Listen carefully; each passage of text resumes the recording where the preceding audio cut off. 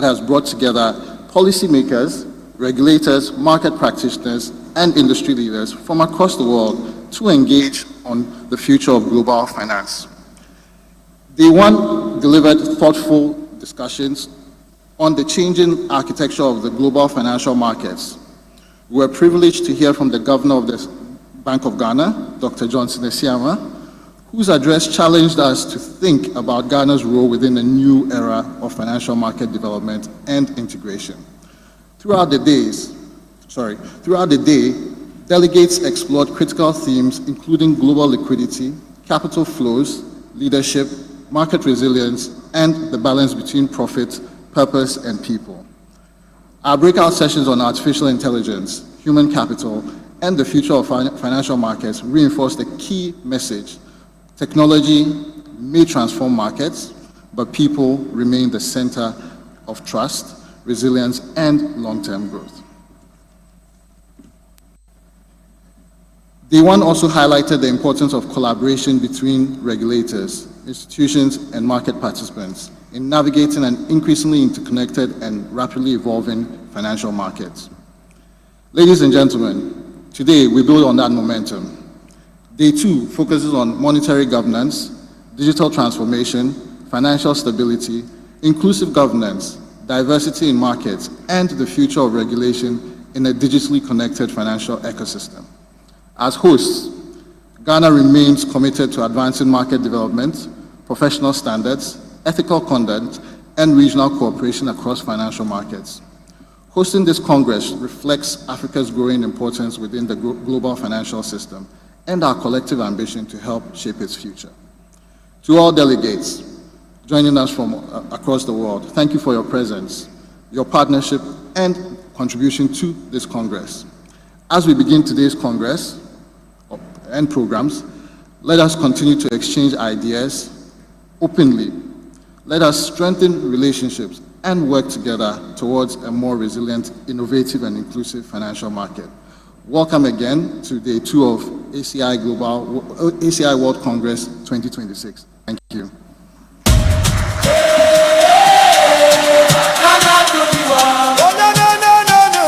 Thank you. These are the leaders of the team that's been working day and night to make this happen. Please let's appreciate them once again.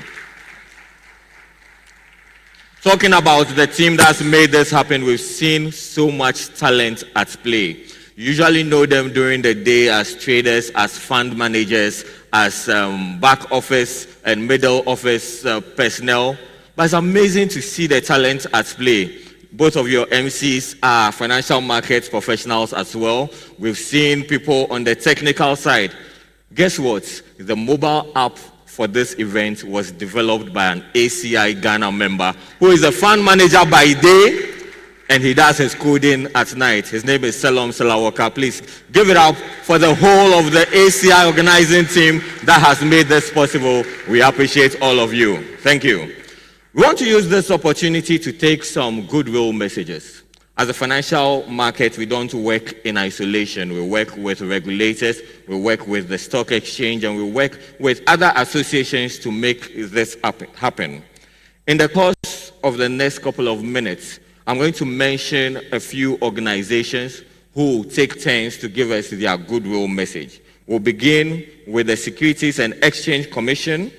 We'll take the Ghana Stock Exchange, the Ghana Securities Industry Association, CCT, and then the Ghana Association of Banks. So I'm going to mention the first one, and once it's done from my end, I'll mention the next, and we'll take turns. The Securities and Exchange Commission is represented here by the Director General, Honorable James Aveji. Please put your hands together as Honorable comes forward to give us the goodwill message from the Securities and Exchange Commission.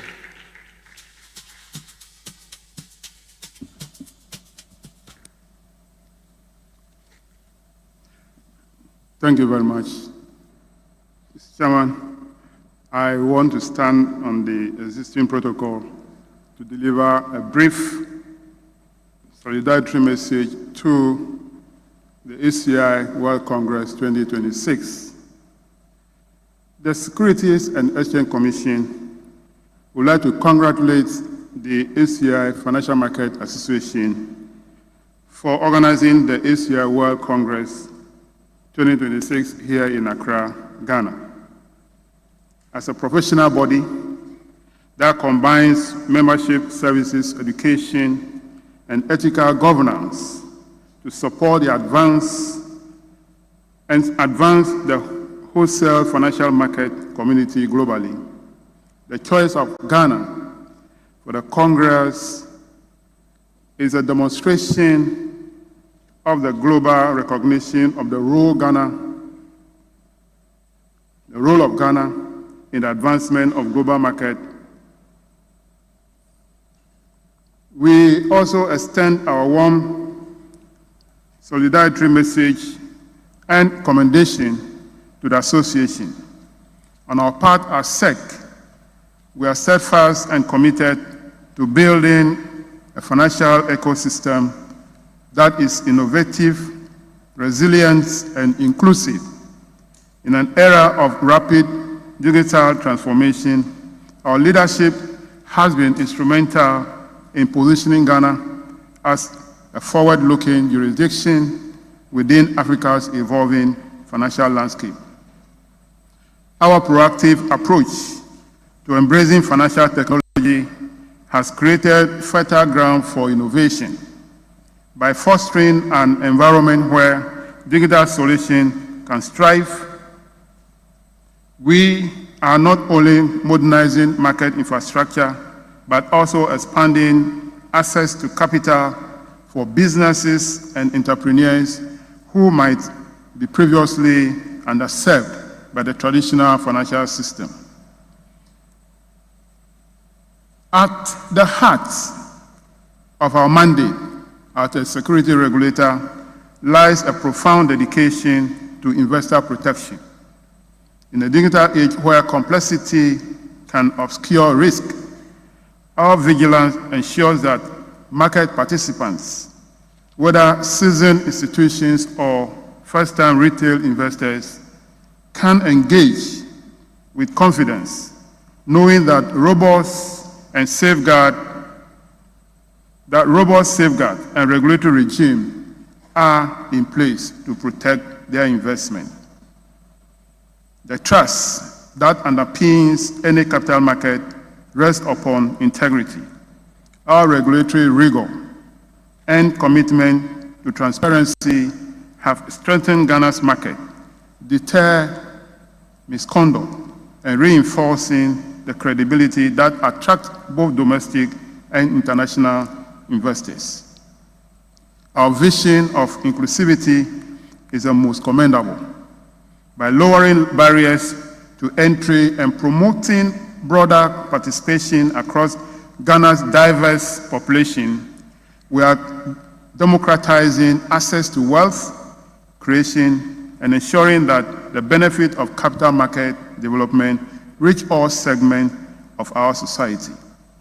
As Ghana's financial system continues to evolve, our balanced approach, enhancing innovation while anchoring it in strong regulatory foundations, serves as a model for the region.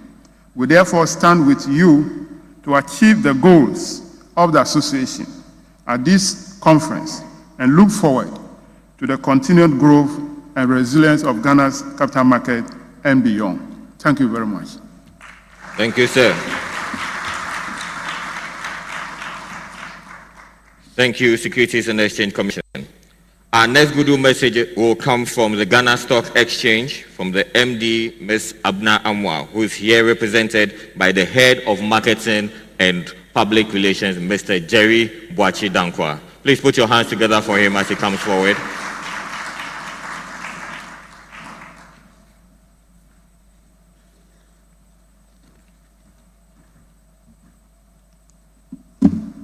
Good morning, distinguished guests. Mr. Chair, please permit me to stand on the existing protocols already established.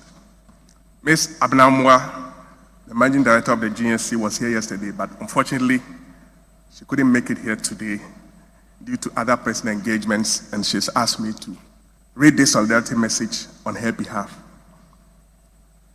Ladies and gentlemen, it is with great honor and a deep sense of purpose that I joined this distinguished gathering of global financial market leaders at the ACI World Congress 2026, and how fitting that we do so here on an African soil in the heart of Ghana, the center of the world.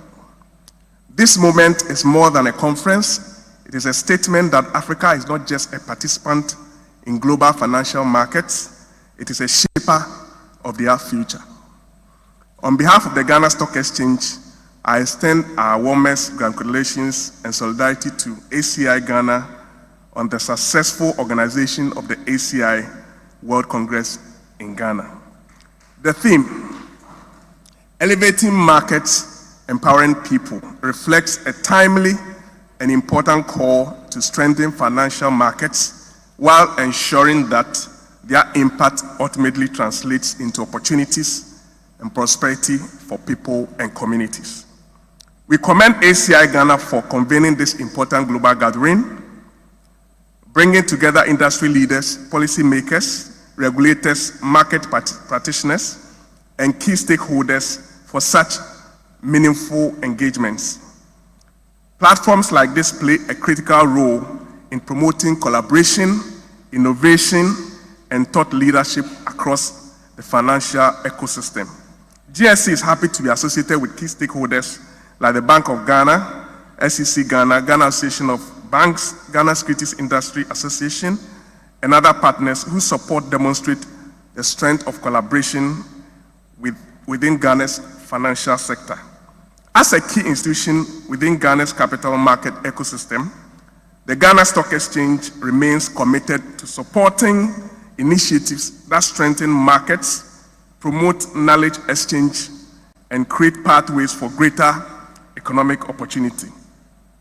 We wish all distinguished participants a highly successful and impactful Congress today. Thank you very much for your attention. Thank you, Jerry. Thank you, Ghana Stock Exchange. Our next goodwill message will be taken from the Chamber of Corporate Trustees. Please, let's put our hands together for them as they step forward to deliver their goodwill message. The Chamber of Corporate Trustees. In their absence, we'll move to the Ghana Association of Banks. Let's put our hands together for the representative from the Ghana Association of Banks as they step forward to deliver their goodwill message. I believe their message would be that they congratulate ACI and they commend the good work that has been done, and they are supportive of all we are doing and will continue to collaborate with us. Please put your hands together for them. Thank you so much. We appreciate your support. Want to take this opportunity to acknowledge the presence of the Deputy Minister for Finance, Mr. Thomas Nyanko Ampim. Please put your hands together as we receive him. Thank you, sir. Thank you for coming. We would also acknowledge the presence of someone we already know and love, the first Deputy Governor of the Bank of Ghana, someone who is very much in tune with the financial market. Please put your hands together for Dr. Zachary Mumuni. Thank you so much. Please put your hands together for my co-MC as she joins me on stage. Thank you very much. The Zambian Princess. Wow. Thank you. Prince, please. All right, ladies and gentlemen, now to dissect a conversation on the future of monetary governance, navigating digital transformation, interoperability, and financial stability, please help me make welcome to the stage the Governor of the Central Bank of Ghana, alongside ACI Ghana and Africa President Lawrence Boampong. Okay. A round of applause, please. But we'll have them join us shortly, but we'll take a short musical break. Once the place is set up, we'll have that fireside. Please put your hands together as we have a short musical break. We'll be back in a bit. Thank you.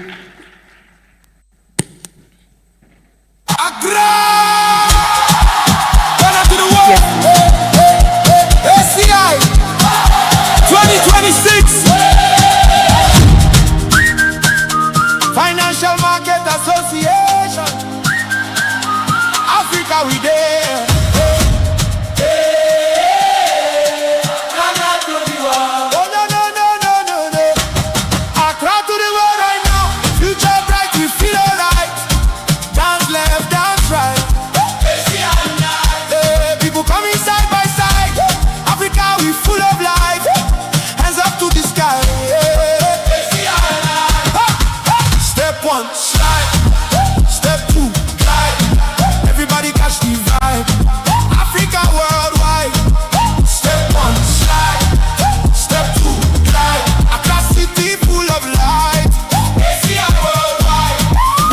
Welcome to the Ghana vibe. Everybody feel alright. From New York down to Dubai. Now we dancing side by side. People coming from around. Different voices, different sounds. One big family worldwide. Accra shining with pride. This no be regular conference. Global leaders in the dance. First time Ghana host the world. Let the energy explode. One rhythm, one people, one Africa, one vibe, one rhythm, one people, one Africa, one vibe. Accra to the world right now. Future bright, we feel alright. Dance left, dance right. ACI unite. Hey, people coming side by side. Africa, we full of life. Hands up to the sky. ACI alive.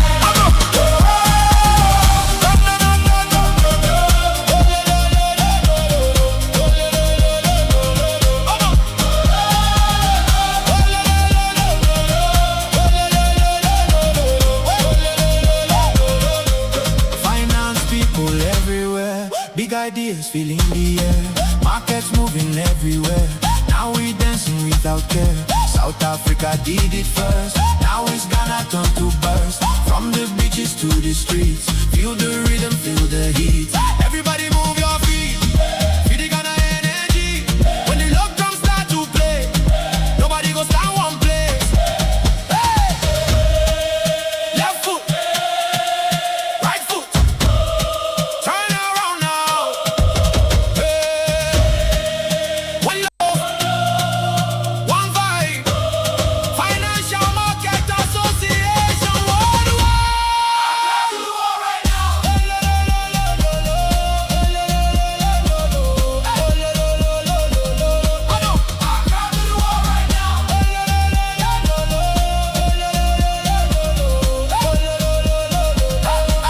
Accra to the world, worldwide. Everybody, Accra to the world. Oh no. Accra to the world right now. Future bright, we feel alright. Dance left, dance right. ACI unite. Hey, people coming side by side. Africa, we full of life. Hands up to the sky. ACI unite. Step one, slide. Step two, glide. Everybody catch the vibe. Africa worldwide. Step one, slide. Step two, glide. Accra city full of light. ACI worldwide. Welcome to the Ghana vibe. Everybody feel alright. From New York down to Dubai. Now we dancing side by side.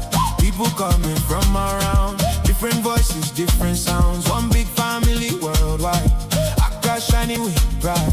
This no be regular conference. Global leaders in the dance. First time Ghana host the world. Let the energy. Ladies and gentlemen, please give a warm round of applause for the Central Bank Governor alongside ACI, Ghana, and Africa President as they take the stage. Okay. A round of applause for them, please.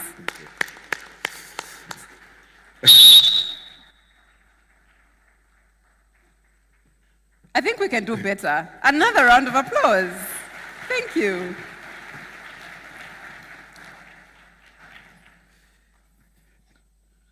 Very good. Good morning, everyone. Good morning. Good morning. Awesome. Distinguished guests, ladies and gentlemen, good morning and welcome to this fireside chat on the future of monetary governance, navigating digital transformation, interoperability, and financial stability. Now, across the world today, central banks and financial market authorities are navigating one of the most significant transitions in modern finance. The rapid evolution of digital payments, fintech innovation, data systems, AI, digital assets, and cross-border payment infrastructure is fundamentally reshaping how economies transact, how markets operate, and increasingly how monetary policy is transmitted. Now, at the same time, central banks must continue to preserve the core pillars of monetary and financial stability, maintain trust in the financial system, and ensure that innovation progresses responsibly and inclusively. For emerging markets, and particularly for Africa, this presents both a tremendous opportunity and an important policy challenge. Now, we're therefore privileged to have with us the Governor of the Bank of Ghana, whose leadership continues to shape important conversations around monetary policy, financial stability, market development, and digital financial innovation in Ghana and beyond. Governor, good morning and you're welcome. Good morning. Good Now, morning, before- everyone. Thank you for responding to our governor. Now, before we move into the conversation, let me first say that the African attire theme that we have adopted today has been well patronized by all delegates, both local and international.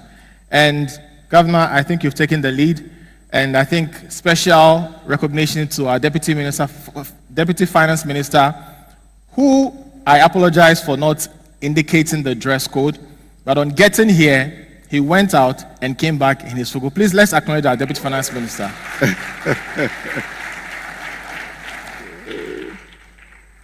Thank you very much. Now, Governor, before we move on, you've had the opportunity to engage with delegates and participants yesterday when you were here and this morning. What has been your impression of this so far? For me, remember just about a week or two ago, we had the 3I Africa Summit. It was very successful. It brought together the whole of Africa, central bank governors, innovators, everybody in one room, trying to learn from each other in terms of the progress that is being made in the area of innovation. So I see what is happening this week as similar to the 3I event. It was very successful. We got a clear understanding of where the various countries were. And for us in Ghana, we got the opportunity to share our experience and to outline what the vision is going forward. You know, I started my career at the central bank exactly 31 years ago. Wow. 31 years ago, that was when I started my career. At the time, I want you to envision what it was like. There were no computers. The tables were full of folders and files, some very dusty ones. Nothing by way of what you see today. And so sometimes I reflect on the progress that we have made, how far we have made. In terms of payment systems development, the same thing. Yeah. I remember those days, you could pay in a check somewhere from Tamale. It would take 2 weeks or more for the checks to clear. That's true. And yet, interestingly, we thought life was normal. You know, so currently I think about it and I do appreciate how far we have come. But at the same time, there's still a lot to do. For us at the central bank, it's a passion that we have in Ghana on innovation. Because we believe that innovation is good, not just for monetary policy, but also for financial stability, for financial sector, financial markets development. The word is innovation, but at the same time, without compromising the systemic risks, the risks that could emerge as you innovate. So maybe down the chat, I can let you know some of the things we are doing. But it's exciting to see all of you. This is a common interest that we all have, to innovate, to make our work more efficient, and that is exactly what our passion is about. Please, let's put our hands together for our governor. I think one thing is quite clear from what the governor said, the fact that there was an event about 2 weeks ago, and here we are again.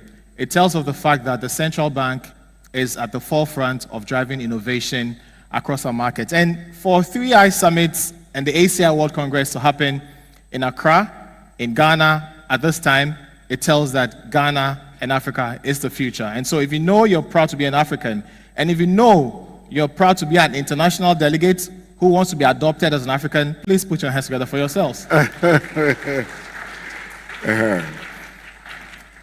Now, Governor, perhaps we would now delve into the broader picture. Central banking globally appears to be evolving well beyond its traditional mandates into areas such as digital infrastructure, interoperability, cybersecurity, data governance, and all that. Now, how do you see the role of central banks evolving over the next decade, particularly within emerging and African economies? Yes, so when you talk about innovation, the functions of a central bank typically, to implement monetary policy, to promote, financial sector stability and what have you. I'll give you an example of what we did since we came into office last year. We noticed that there was little going on by way of, for example, artificial intelligence, data analytics, what have you. And so we decided to set up a department quickly to learn. So we set that up. And then we also observed that there was some activity to do with virtual assets, what you call stable coins and what have you. It's going on. But then there was very little visibility. And so again, we decided set up a new department, pass a vast law, begin, to introduce some level of supervision there. And so far those structures are in place. We are beginning to observe these to see how well we can regulate. Why do we do this? Just so we can have greater visibility, just so we can walk with the markets. If you look at Ghana's situation, we were quite late when it comes to fintechs, for example. That's true. By the time we had started that whole thing, the markets had gone ahead. Yeah. And I remember in 2016, when I was a deputy governor, there was no payment system department.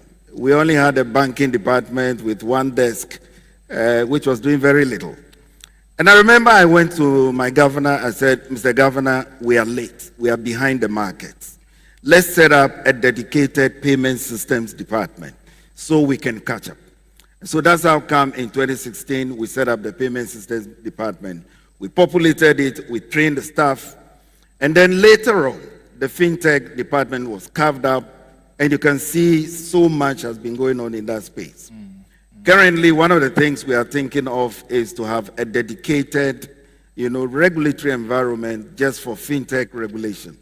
That way we can specialize, that way we can allow them that space to go hand in hand with industry. So I'm sharing our experience for you to sort of appreciate how the whole evolution by way of central banking is working across countries. And it's not just in Ghana. We see it in a number of peer countries. We see it in South Africa. We see it in Kenya. Last year, we introduced something, a sort of forum for central bank governors to meet and to share ideas. And so last year, we brought to Accra a number of central bank governors across Africa. That program took place, I guess, right in this room. We were frank. We shared ideas, on some of these things. And we decided we would do it every other year. And so next year, there would be that forum once again. The good part was we agreed that next time we will invite industry, innovators, people like yourselves, so that together, regulators, innovators, investors, we move together. We believe that this approach, this consultative approach, is the right way to go. And so you'll hear from us next year when that program also takes off. Our governor says we'll hear from him when that program takes place. But I think it's important to note that allowing for openness and consultative engagement is what can only drive our market forward. And as the governor said, better late than never. Yes, we're late to the party, but in the recent year, we have made some very good improvements in that area. So we'd like to acknowledge the central bank for that. And Governor, my next question actually had to do with how well we felt central banks were more adaptive to the fast pace of technological transformation and advancements, because there's always the impression that these evolutions, when they happen, central banks are not ready for them. And so it sort of stifles the sort of innovation we're expecting in the market. Now, one of the major themes that we see shaping this evolution is interoperability and integration across financial systems. And I recall yesterday in your speech, when you were delivering your keynote, you alluded to this and you indicated that the next phase of financial development in Africa will depend less on isolated national systems, and it will be more on how effectively countries are able to connect their payments, infrastructure, harmonize regulations, and build trust amongst jurisdictions. So now my question is, how critical is interoperability to Africa's financial agenda and future economic growth? So fostering interoperability across financial infrastructures in Africa is critical indeed. You know about a lot of efforts that have gone on to promote trade across the sub-region. What is lagging behind is the payments and settlements, aspects. Someone says it is cheaper, for example, to send money across the oceans than it is to send money to another countries within the sub-region. And so, yes, we have a lot of work to do to support our people. Yes, a number of initiatives are ongoing. PAPS is doing its bit. Yeah. We also have some other related innovations that are underway. When we had 3I, some of those issues came up. At the level of central banks, we are supporting these. We do realize that integrating payment systems across the sub-region is the right way to go indeed. For us, we are working with AFC, FTA, for example, because we notice we can use stable coins, for example, to address the cross-border payments issue, which will support the work of AFC, FTA. And so we are working on some of those fronts, within a sandbox environment to start with, so as to be able to establish those platforms to support greater integration across the sub-region. Thank you very much, Governor. Integration is key, and I think it's good to note that that's why we have representation from central banks across the region in this room seated with us. We have from Tanzania, from Zambia, from different countries here with us. Now, Governor, beyond integration itself, there is also the broader question of balancing innovation with stability. And today we know that central banks must encourage innovation while also protecting consumer, safeguarding trust, and maintaining systemic stability. I'm sure everybody in the room wants to find out, how should regulators strike the right balance between enabling innovation and preserving the sort of financial stability that we want to see? So, central banking is all about trade-offs in the first place. Yeah. Inflation versus growth. There are trade-offs there. Promoting financial inclusion versus, ensuring financial stability. These are trade-offs. So innovation is just another, innovation versus stability is just another trade-off that central banks, have to balance.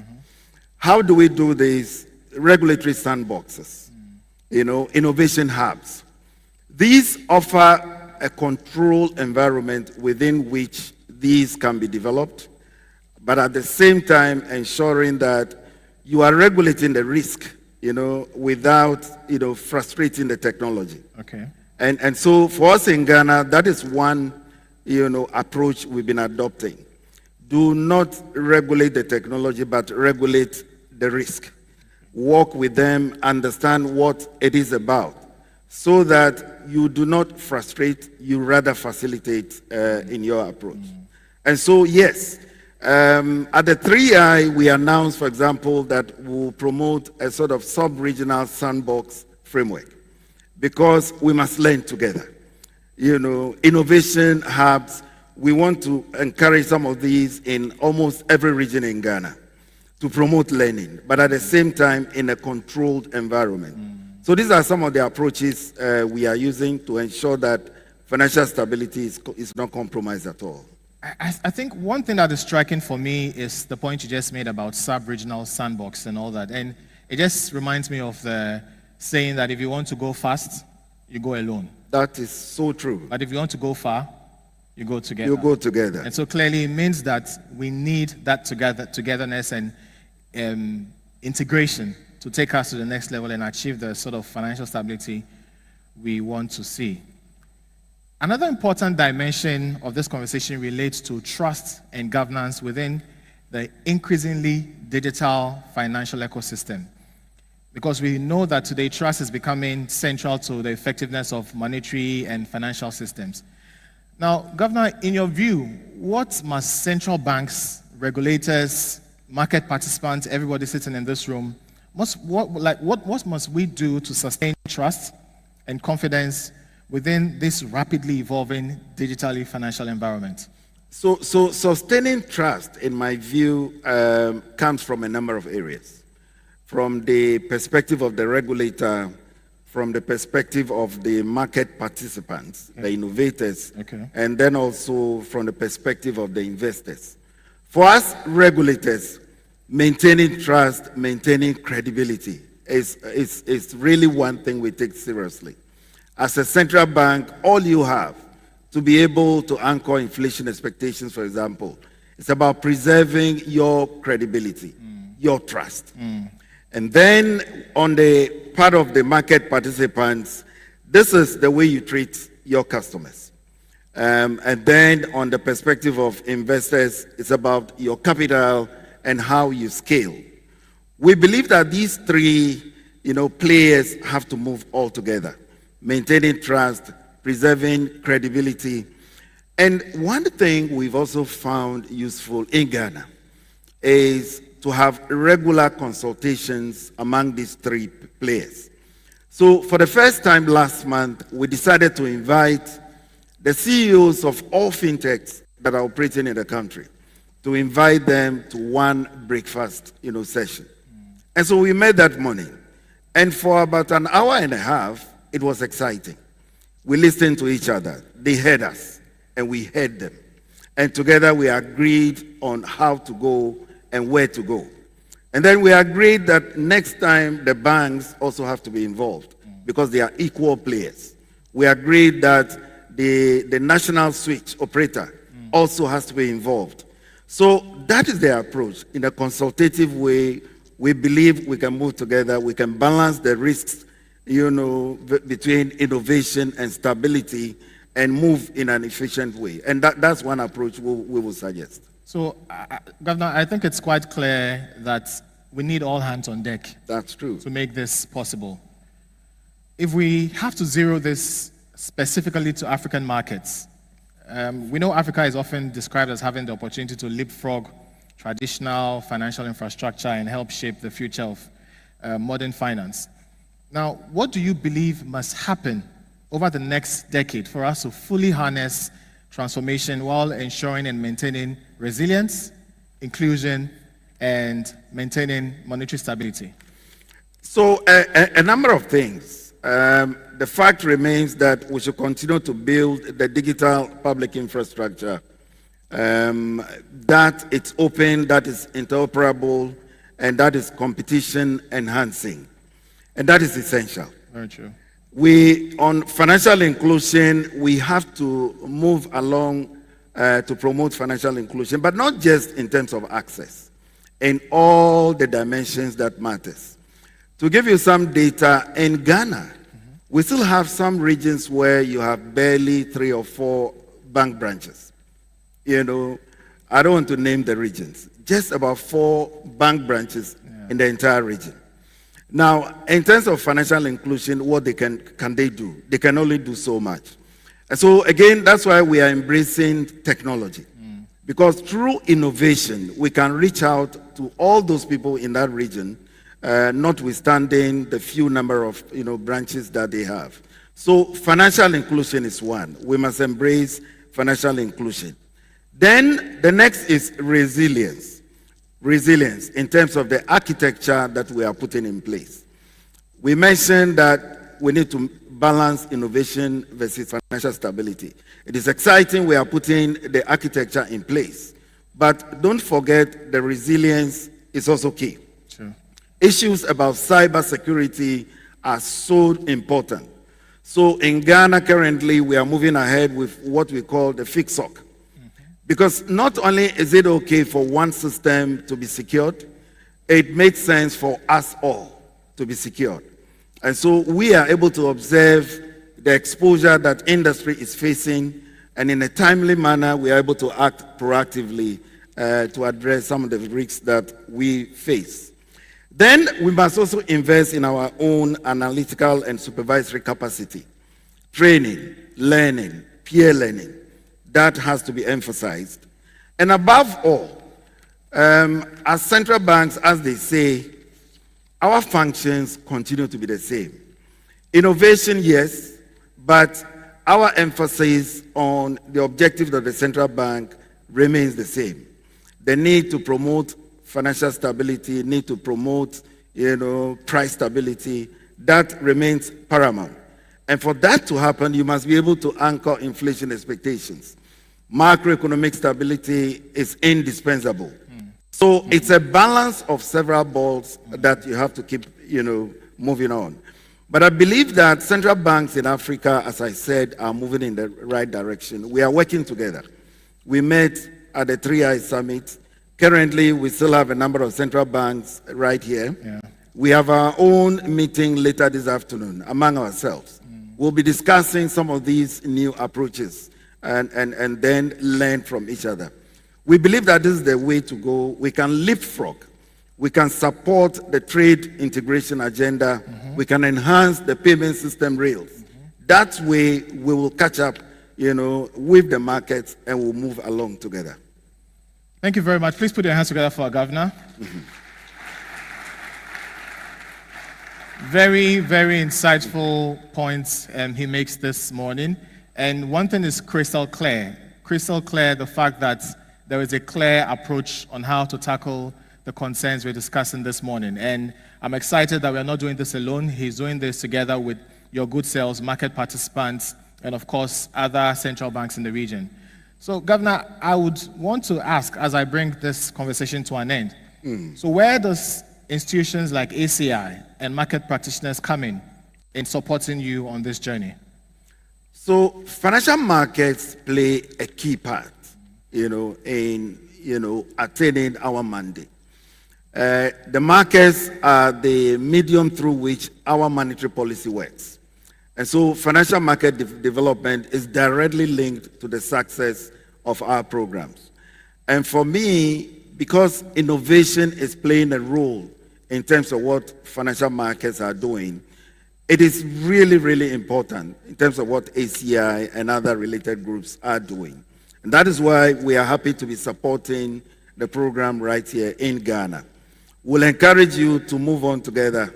We'll encourage you to join hands with some of the sub-regional efforts at the central bank level, at the private sector level. It works together, and we need to move together within the framework of innovation, but at the same time promoting financial stability. So we are happy to be associated with this program. We look forward to the next one next year. We are engaged. Let's continue to learn together. Let's promote this peer learning environment. Thank you. Thank you very much. Governor says he looks forward to this next year. Rui, it means that the World Congress is likely to come back to Accra next year. So, Governor, as we bring the conversation to an end, on a lighter note, you give very insightful views on these issues, and I know it's been a very hectic week for you, MPC, and now you're here. Over the past 3 weeks, you had IMF issues to deal with. You had 3I, very busy. So how do you drift away from the realities of economics and markets? I saw you do an Agbaja display yesterday. Oh, yes. So what do you do? Next time it should be Bobo, baby. So how do you switch away from some of these economic realities when you get home? How do you just unwind? So as part of the 3I event, I'm sure some people saw it. Golf. I was forced to go and play golf. And then when I took my first shot, it landed right in front of me. Please put your hands together for the best golfer in the world. Right. So, Governor, Yeah. we would want to thank you very much Thank for you. sharing your perspective with us this morning. Today's discussion has highlighted not only the scale of transformation taking place across global financial systems, but also the importance of ensuring that innovation remains anchored in trust, sound governance, and financial stability. For Africa, it is clear that the opportunity is significant, not just for us to simply participate in the future of global finance, but to increasingly help to shape it. On behalf of ACI Ghana, ACI Africa, and the broader ACI global community, we sincerely appreciate your leadership, Governor, your insights, and your continued support for the development of Africa's financial markets. Ladies and gentlemen, please help me in appreciating the Governor of the Bank of Ghana, Thank you. Dr. Johnson Thank you very Isiama. much. Thank you. Thank you, sir. Thank you. Thank you. Thank you, sir. We'll take a photograph. Okay.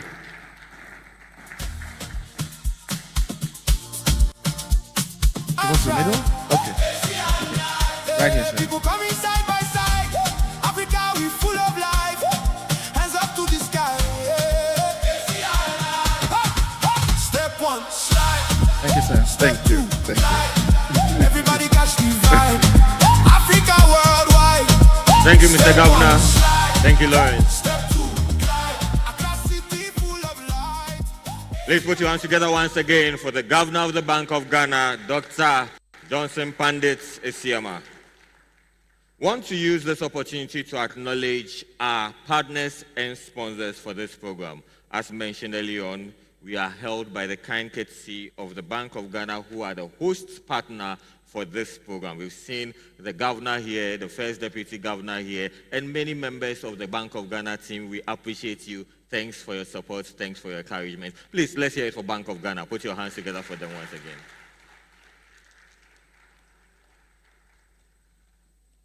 We'd also want to acknowledge our gold sponsors. We have among them Fidelity Bank Ghana Limited, Plurido, Mashreq, Stanbic Bank Ghana Limited, and GCB Bank PLC. Please, let's hear it for our gold sponsors. Our silver sponsors include LSEG and Bloomberg, who are technology supporters for the financial markets. Please put your hands together for these as well. And for bronze, we have SG, that's Societe Generale Ghana, SGX, Continental Capital Markets, CWG Syria, 360T, GTCO, and Loros Africa. Let's hear it for our bronze sponsors as well. Our partners for this program include the Ghana International Bank, GIB, Frontclear, the UAE FMA, Absa Bank Ghana Limited, NIB PLC, ACI UK, Integral, Credstone, the Ghana Stock Exchange, the Ghana Tourism Development Company. About them, GTDC, promoting tourism even in conferences like this. I understand they have a special package for our international guests. On Saturday morning, you are getting an exclusive tour of the city of Accra, and we'll send you more information about that. Please put your hands together for the Ghana Tourism Development Company, something we should look forward to. Our partners also include Templates, include ThinkUp, CBG, Consolidated Bank Ghana, 6 Degrees, who are the power behind the performance you see over here. We have the National Banking College, Sapon Capital, Savvy Securities, and Prudential Bank Limited. Please, let's hear it for our partners. Put your hands together for them. Okay. All right. So, ladies and gentlemen, there's also further information I need to share. For some of our corporate partners are having a corporate exhibition on the main lobby floor. The hall is called Capitol. During our coffee breaks and lunch break, we urge you to kindly pass through that hall and experience whatever it is that they have to offer. In the spirit of Africanness as well, we have the African market that's directly outside in this area. Please do all to pass by as well. Get your African necklace, your bracelet, a nice agbada like mine. Am I not looking beautiful? Yes, you can look. That can be your testimony too. Please go there and experience the beauty of our African market. Ladies and gentlemen, at this moment, we want to take a special message, a welcome, and a goodwill message from the Deputy Minister of Finance by the person of Honorable Thomas Nyako Ampin, LP. Please put your hands together as he comes forward to deliver his message.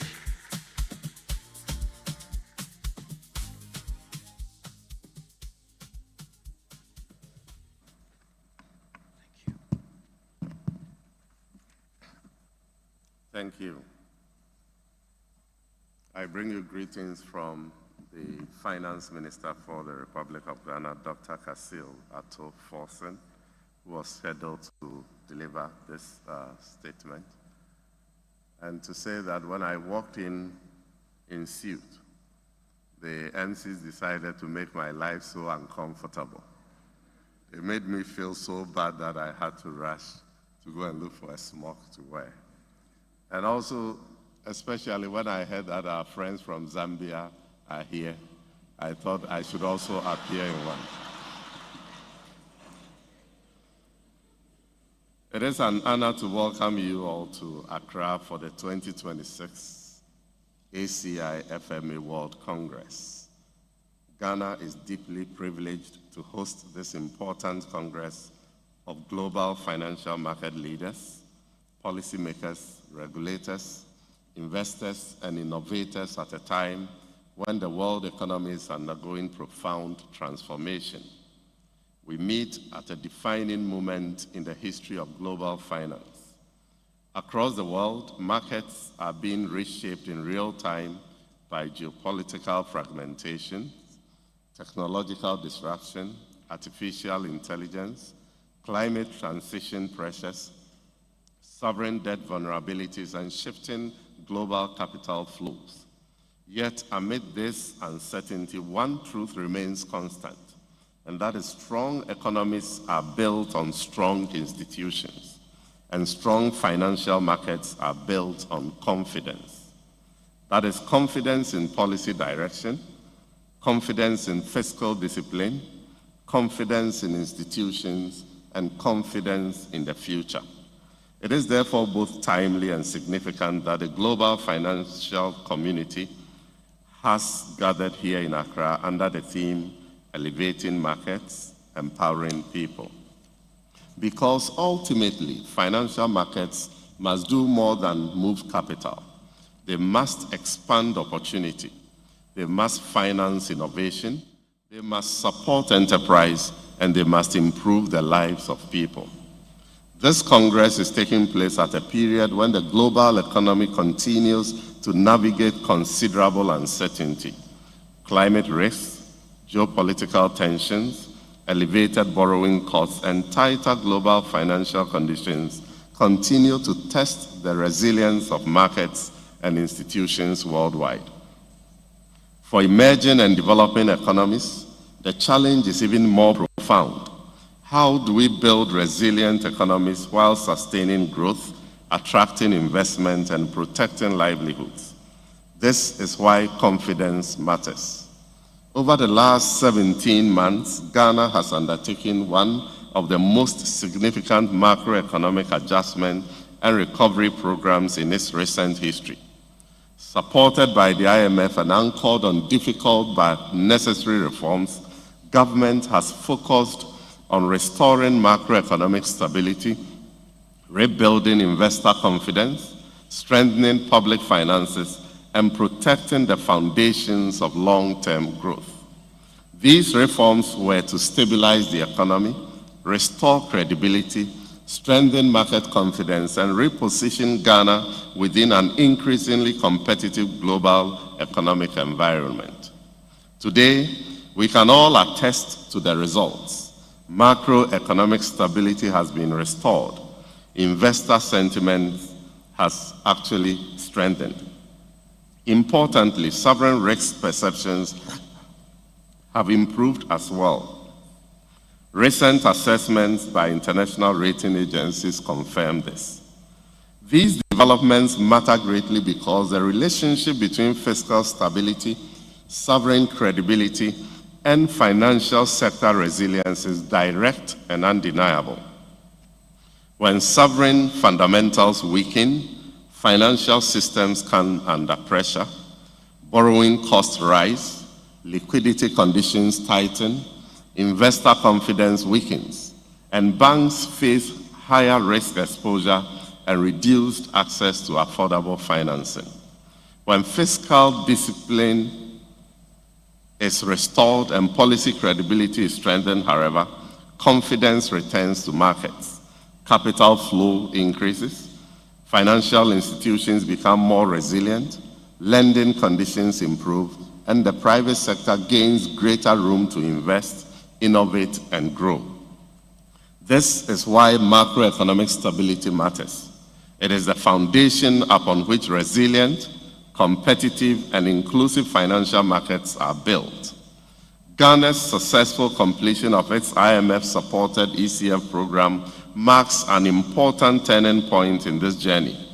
Our transition into a non-financing technical assistance policy coordination instrument with the IMF reflects government's continued commitment to responsible macroeconomic management and structural reforms.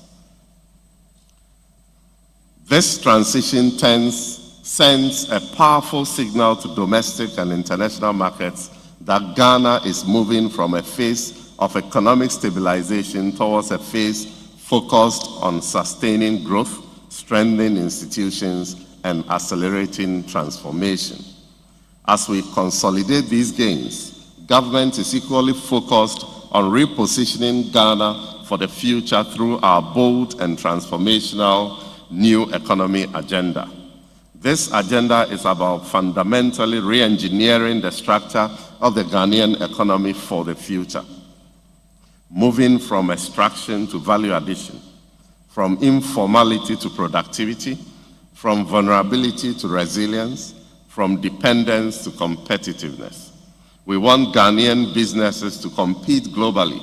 We want African capital to finance African transformation. And we want our financial markets to become engines of innovation, enterprise, and long-term prosperity. We seek to build a Ghanaian and African economy where young people create technology, where young people create technology companies instead of only searching for jobs, where local industries compete globally, where agriculture becomes commercially integrated and export-oriented, where digital finance reaches every community, and where financial markets become engines for national transformation rather than merely channels for liquidity management. But let me emphasize this clearly. None of these transformations can happen without strong and sophisticated financial markets.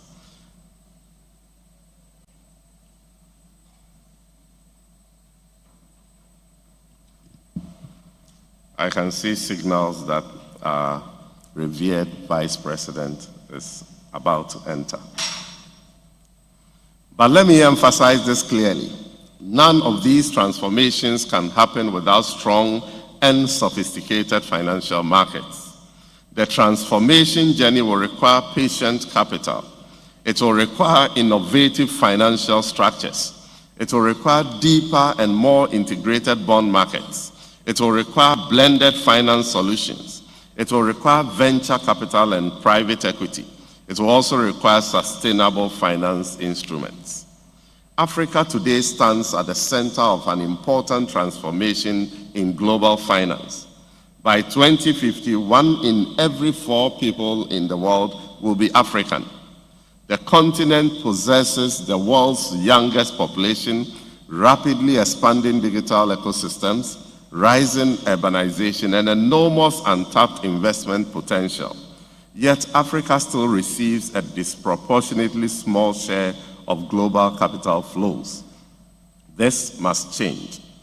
Africa must no longer be viewed merely as a destination for aid, but as a destination for investment. According to the African Development Bank, the continent faces an annual infrastructure financing gap estimated at between 68 billion and 108 billion United States dollars. This challenge cannot be solved by governments alone. It requires deep, credible, and innovative financial markets capable of mobilizing long-term capital at scale. The question is no longer whether Africa has potential. The real question is whether our financial systems are sufficiently prepared to finance Africa's transformation at the scale and speed required. Do we have markets deep enough to mobilize long-term capital? Are our institutions strong and credible enough to sustain investor confidence? Can our policy and regulatory frameworks encourage innovation while preserving stability? And are we prepared to convert African savings into productive investments capable of driving lasting prosperity across the continent? These are the defining questions that will shape Africa's economic future, and Ghana intends to be part of that answer. The future of global finance will not be shaped only in traditional financial centers. Increasingly, it will also be shaped in places like Accra, Kigali, Lagos, Lusaka, Nairobi, and across a rising and increasingly connected Africa. The future of global finance will belong to economies that are stable, innovative, resilient, and forward-looking. Ghana is determined to be one of those economies. This Congress should serve as a platform for building the partnership, innovations, and financial architecture that will define the next era of growth, resilience, and shared prosperity for Africa and the world. And as Ghana hosts the world here in Accra today, we do so with confidence, we do so with optimism, and a firm belief that the strongest chapters of Africa's economic history still lie ahead. The present moment demands ambition, confidence, and decisive action. This is not a time for hesitation. It is a time for bold reforms that strengthen confidence in our economies and deepen trust in our institutions. It is time to mobilize capital towards transformation, infrastructure, technology, industrialization, entrepreneurship, and sustainable growth. And ultimately, it is a time for Africa to rise through strong, resilient, and forward-looking financial markets that can finance the continent's aspirations and secure its place within the future of the global economy. Thank you.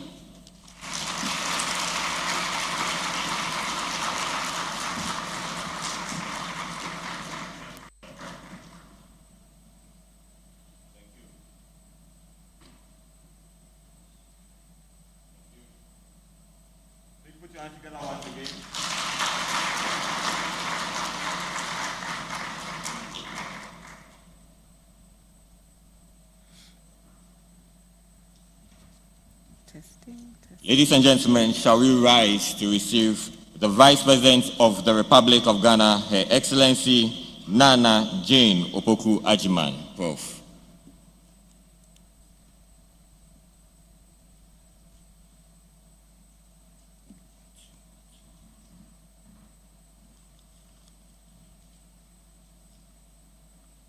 Can you check if it's on?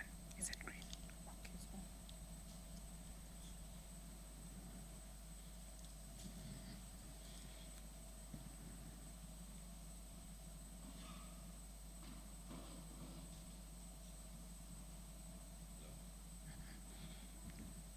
Please, shall we resume our seats for a bit? We'll take a musical break and then we'll usher in. Come. In fact, let's go.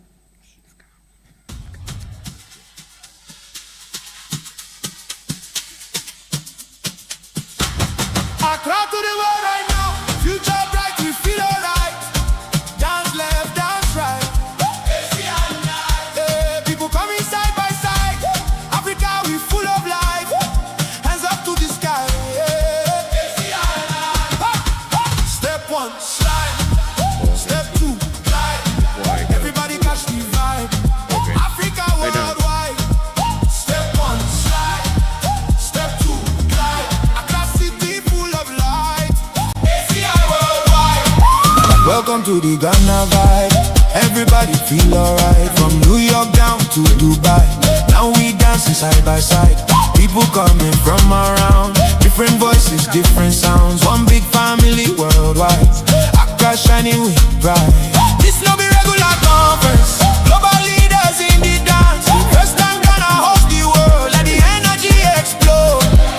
One rhythm, one people, one Africa, one vibe, one rhythm, one people, one Africa, one vibe. I come to the world right now. Future bright, we feel alright. Dance left, dance right. ACI unite. Hey, people coming side by side. Africa, we full of life. Hands up to the sky. ACI unite. I'm up.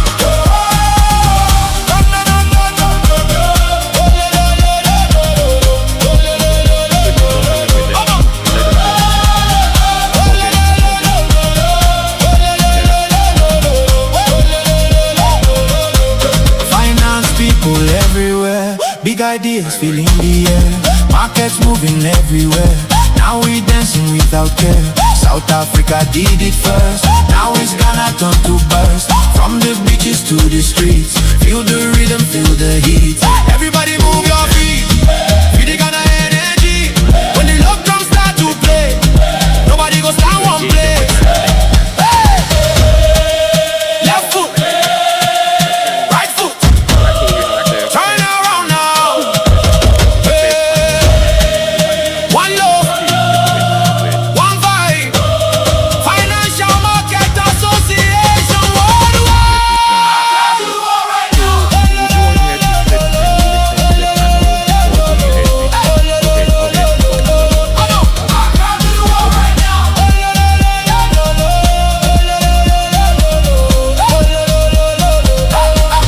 Accra to the world, worldwide. Everybody feel the vibe. One people, one life. ACI worldwide. Accra to the world, world. Ghana to the world. Oh no no no no no no. Accra to the world right now. Future bright, we feel alright. Dance left, dance right. ACI unite. Hey, people coming side by side. Africa, we full of life. Hands up to the sky. ACI unite. Step one, slide. Step two, glide. Everybody catch the vibe. Africa worldwide. Step one, slide. Step two, glide. Accra city full of light. ACI worldwide. Welcome to the Ghana vibe. Everybody feel alright. From New York down to Dubai. Now we dancing side by side. People coming from around. Different voices, different sounds. One big family worldwide. Accra shining with pride. This no be regular conference. Global leaders in the dance. First time gonna host the world. Let the energy explode. One rhythm, one people, one Africa, one vibe, one rhythm, one people, one Africa, one vibe. Accra to the world right now. Future bright, we feel alright. Dance left, dance right. ACI unite. Hey, people coming side by side. Africa, we full of life. Hands up to the sky. ACI unite. I'm up.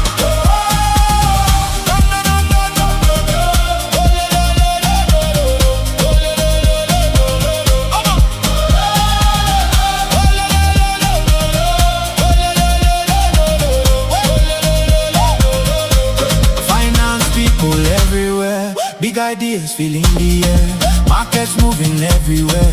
Now we dancing without care.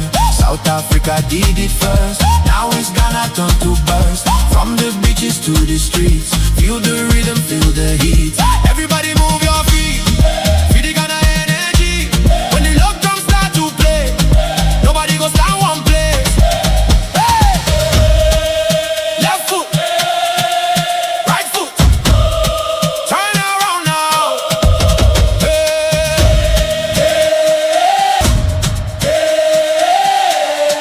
Ghana to the world. Oh no no no no no no. Accra to the world right now. Future bright, we feel alright.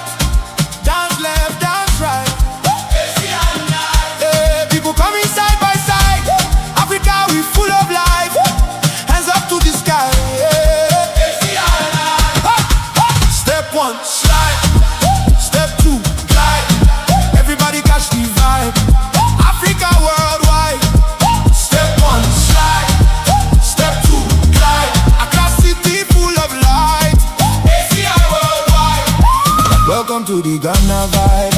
Everybody feel alright. From New York down to Dubai. Now we dancing side by side. People coming from around. Different voices, different sounds. One big family worldwide. Accra shining with pride. This no be regular conference. Global leaders in the dance. First time Ghana host the world. Let the energy explode. One rhythm, one people, one Africa, one vibe. One rhythm, one people, one Africa, one vibe. Accra to the world right now. Future bright, we feel alright. Dance left, dance right. ACI unite. Hey, people coming side by side. Africa, we full of life. Hands up to the sky. One, two, one, two, one, two.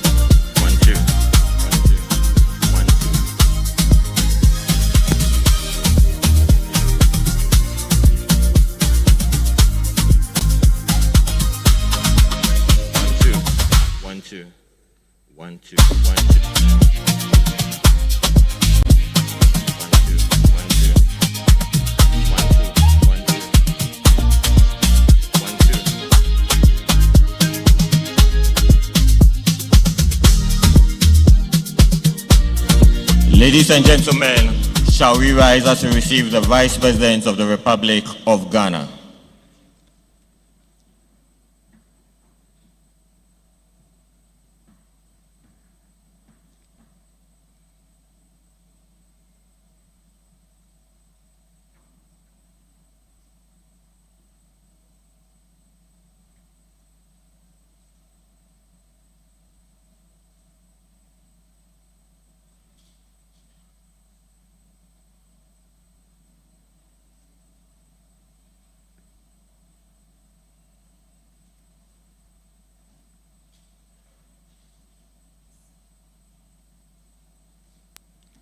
We'll take the Ghana national anthem.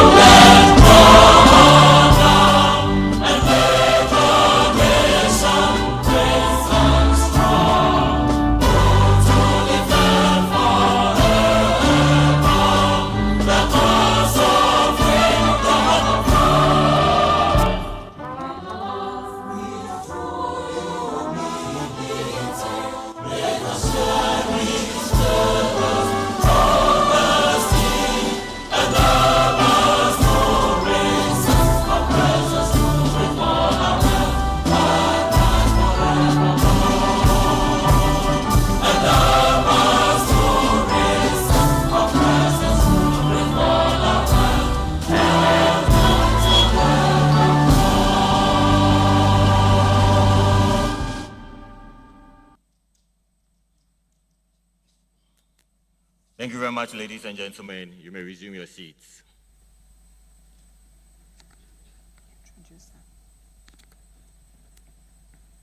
Your Excellency, the Vice President of the Republic of Ghana, it's a pleasure to have you in our midst for the ACI World Congress happening right here in Accra, Ghana. We understand you took time out of other engagements to be here with us, and we are grateful to you. We also recognize that you are representing in your beautiful African outfit, and we appreciate you. Ladies and gentlemen, please put your hands together for the Vice President of the Republic of Ghana.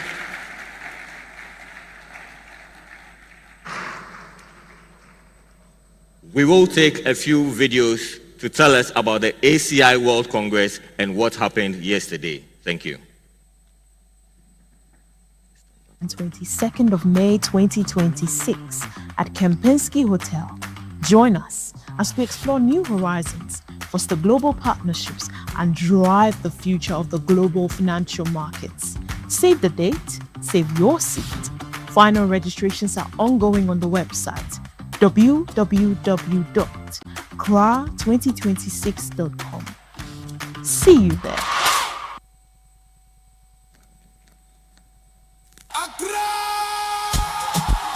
Ghana to the world. ACI 2026.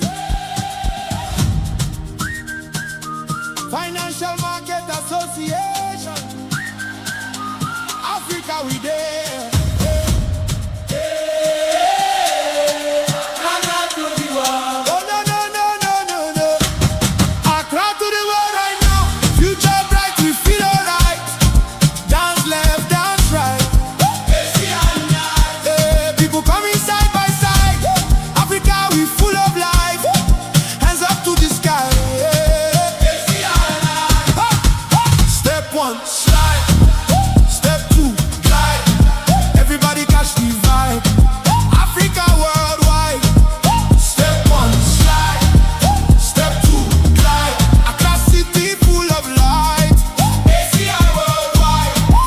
Welcome to the Ghana vibe. Everybody feel alright. From New York down to Dubai. Now we dancing side by side. People coming from around. Different voices, different sounds. One big family worldwide. Accra shining with pride. This no be regular conference. Global leaders in the dance. First time Ghana host the world. Let the energy explode. The ACI World Congress is happening right here in the heart of Ghana, Accra, on the 21st and 22nd of May 2026 at Kempinski Hotel. Join us as we explore new horizons, foster global partnerships, and drive the future of the global financial markets. Save the date, save your seat. Final registrations are ongoing on the website www.cra2026.com.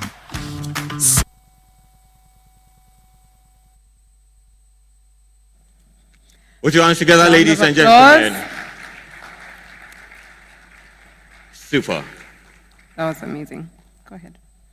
The ACI Financial Markets Association is an association of various financial market professionals all over the world. This year, we've had the privilege of bringing all these people to the beautiful city of Accra for the World Congress. There's one very important thing that the ACI worldwide is looking to do, and it's in the promotion of women in financial markets. Sibiso, you can tell us more about that. Absolutely. Madam Vice President, it's actually very interesting to know that, as part of the many accolades and hats you've worn, you've also served in different capacities, holding the position of Vice Chancellor in Ghana, and also the past immediate president of the Forum for African Women Educationalists and chairperson of the Africa Board. It may be of interest to you that, the ACI Financial Markets Association is very big on promoting inclusion and diversity, as well as promoting the agenda to support women in global markets, as well as, growing and supporting the next generation of leaders.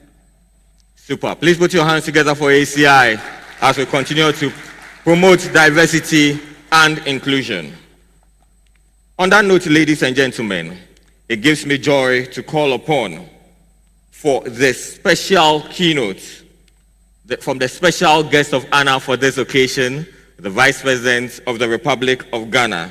She's going to be delivering a message from the presidency to the financial markets. Ladies and gentlemen, please rise to your feet as we receive the Vice President of the Republic of Ghana, Professor Nana Jane Opoku Ajiman.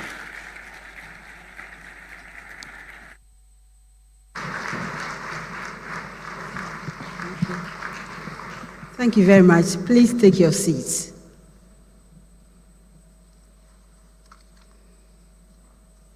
Honorable Ministers of State and other government officials, the Governor of the Bank of Ghana, the President and leadership of the ACI Financial Markets Association, and leadership of the ACA. The ACA Ghana and other national associations, central bank governors and regulators, distinguished delegates, Nime, Name, are they here? Okay, just consider yourself Nime and Name. And ask the person sitting by you, if he's a Ghanaian, what it means. Ladies and gentlemen, good morning. Excuse us for coming in late, and thanks for the excuse you've given already. And I also want to thank the lady for expressing interest in inclusion with emphasis on women. That is very, very important. It is a pleasure to welcome all of you to Accra on behalf of His Excellency the President of the Republic, John Dramani Mahama. For decades, ACI has helped promote professionalism, market conduct, education, and ethical standards in wholesale financial markets. It is therefore worth noting that Ghana is the first sub-Saharan African country, after South Africa 17 years ago, to host this World Congress.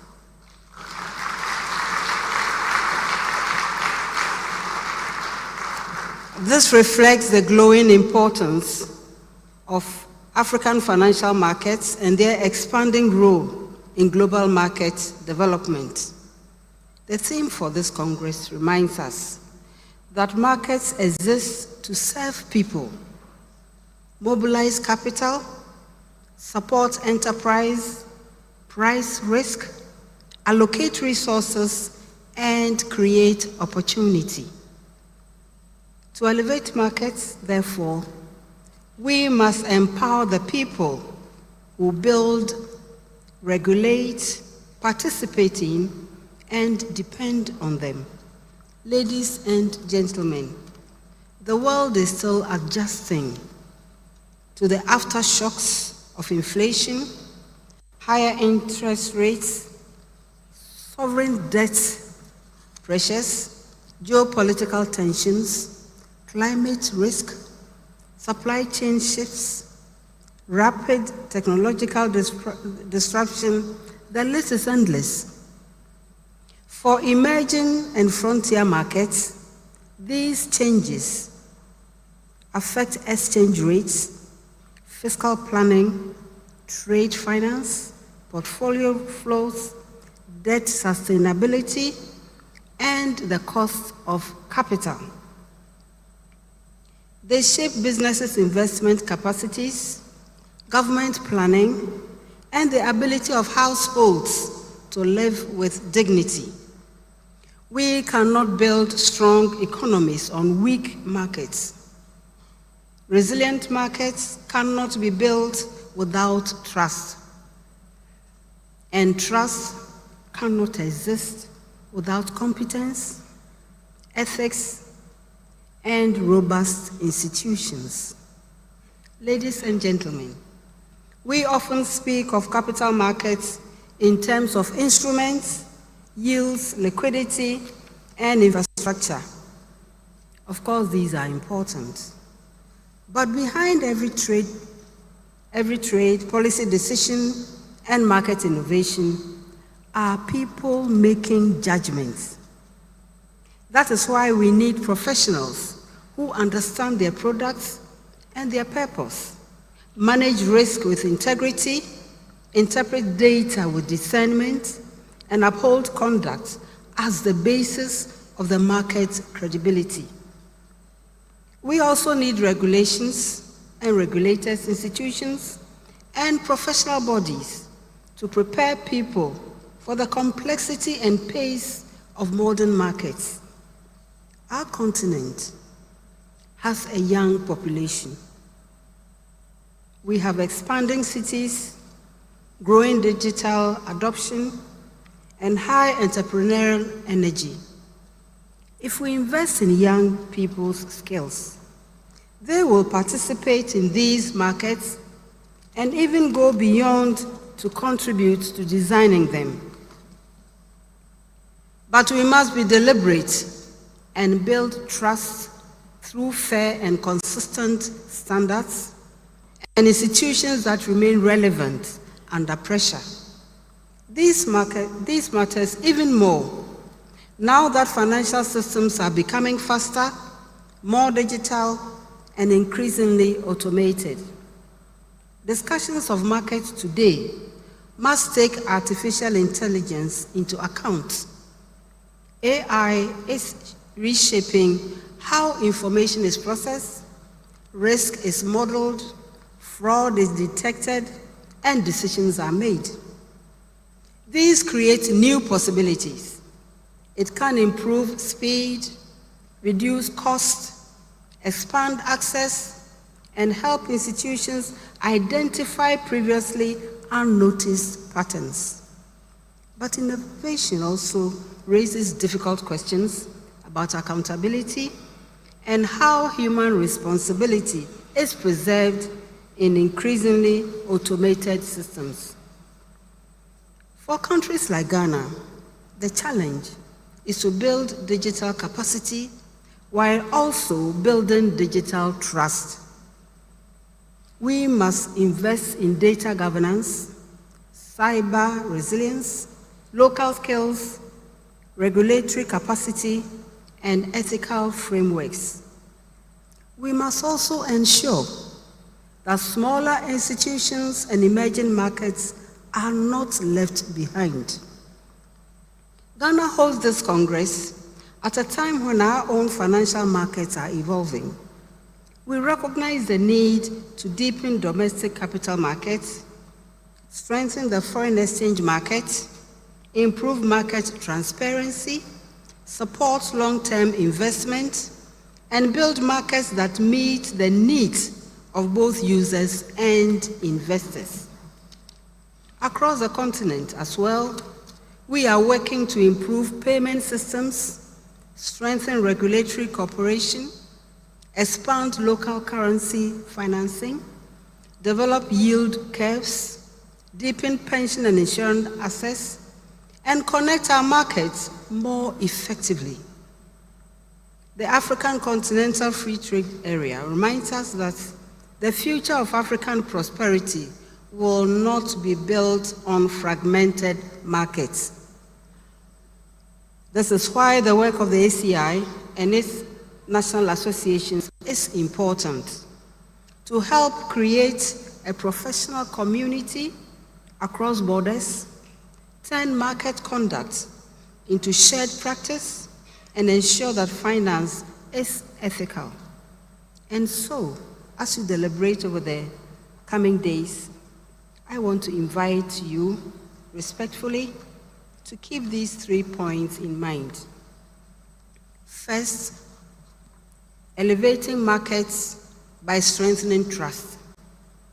Innovation and competitiveness will rest on transparency and respect for the rules. Second, empowering people by investing in skills. The next generation of market professionals must be technically capable, ethically grounded, and globally connected.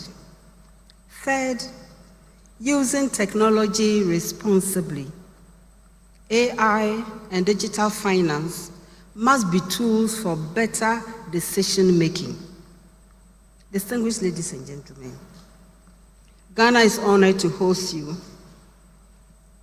May this Congress form new partnerships and strengthen existing ones while generating actionable ideas. I welcome you again to Accra. Enjoy our food. And I wish all of you a productive Congress. I want to thank you for your kind attention.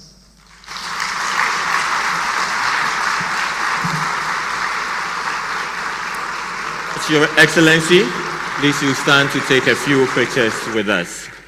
Would have the Governor and Deputy Governor of the Bank of Ghana, the Deputy Minister of Finance, and governors from other visiting countries to kindly join to the leadership of the bank, the central banks of other visiting countries to kindly join for the first picture. ACI Financial Markets Association leadership, ACI Ghana leadership, please stand by to join them for the next picture.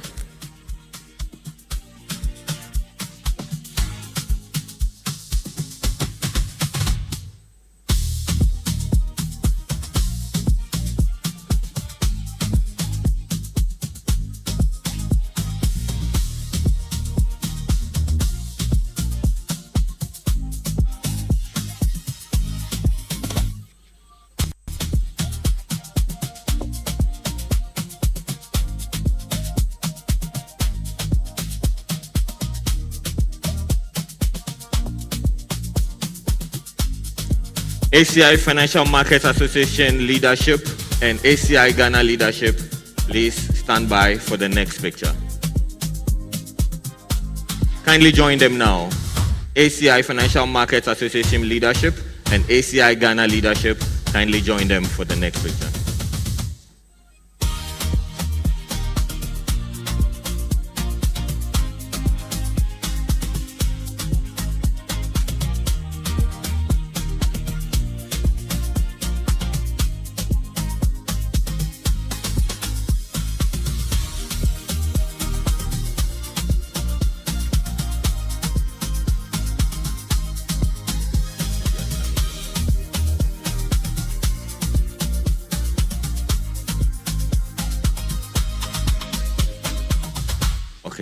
We shall remain standing for the national anthem.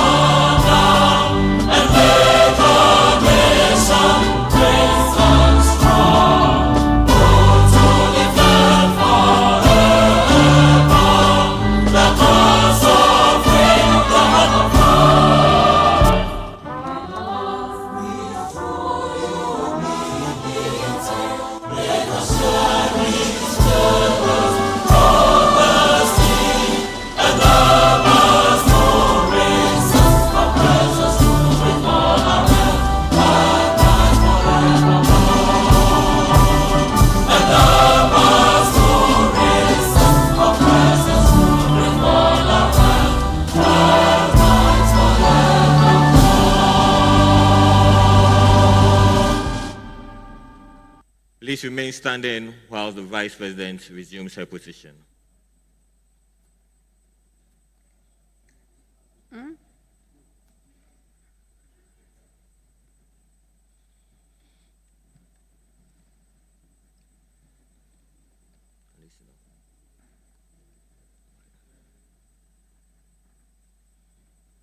So the Vice President will take leave of us now. Please put your hands together. Thank you very much, Your Excellency, for your presence and your time and the great work of insight shared at the ACI World Congress held in Accra, Ghana.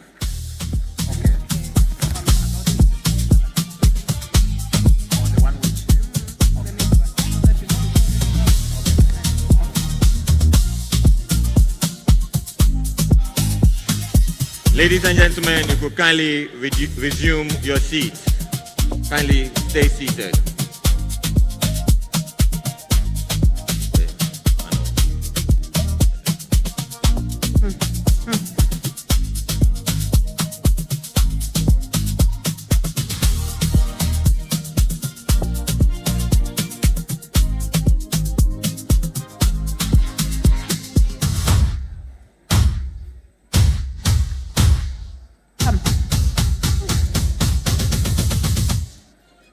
Thank you.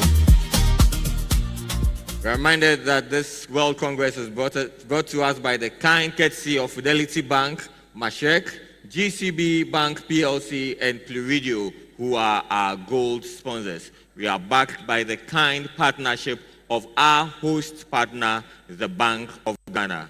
We shall take a musical break, after which we'll take the next panel discussion. Thank you.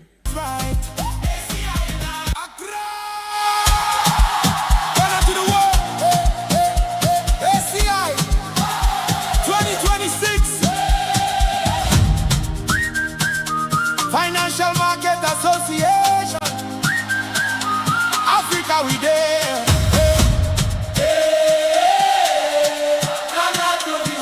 Oh no no no no no no! Accra to the world right now. Future bright, we feel alright. Dance left, dance right. People coming side by side. Africa we full of life. Hands up to the sky. Step one, slide. Step two, glide. Everybody catch the vibe. Africa worldwide. Step one, slide. Step two, glide. Accra city full of light. ACI worldwide. Welcome to the Ghana vibe. Everybody feel alright. From New York down to Dubai. Now we dancing side by side. People coming from around. Different voices, different sounds. One big family worldwide. Accra shining with pride. This no be regular conference. Global leaders in the dance. First time gonna host the world. Let the energy explode. One rhythm, one people, one Africa. Ladies and gentlemen, we continue with the flow of the program. May you please be seated? Thank you. So now we're moving on to our first panel discussion for the day, which is the Central Bank Roundtable, focusing on globally interoperable regulation of fiat-backed stablecoins, policy priorities for central banks. To moderate this panel, Just give me a minute.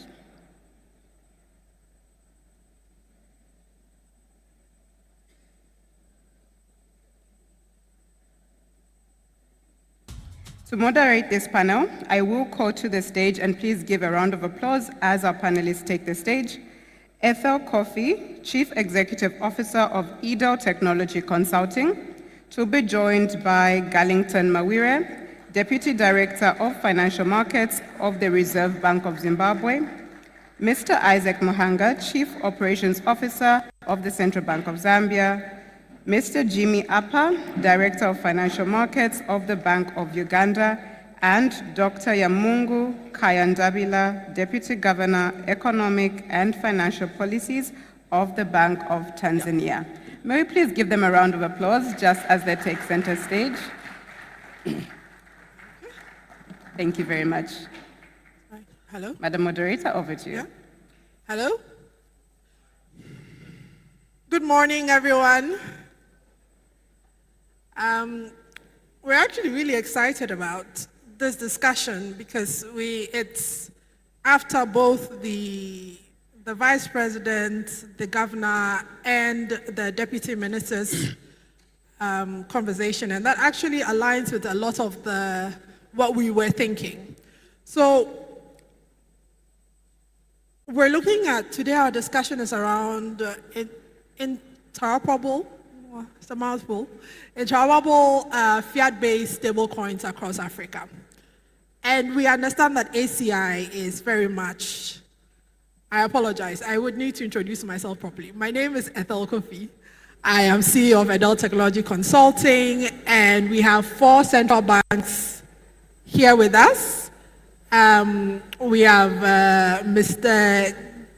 Garlington Mawire, Deputy Director of the Financial Markets, Reserve Bank of Zimbabwe. We have Mr. Jimmy Appa, Director of Financial Markets, Bank of Uganda.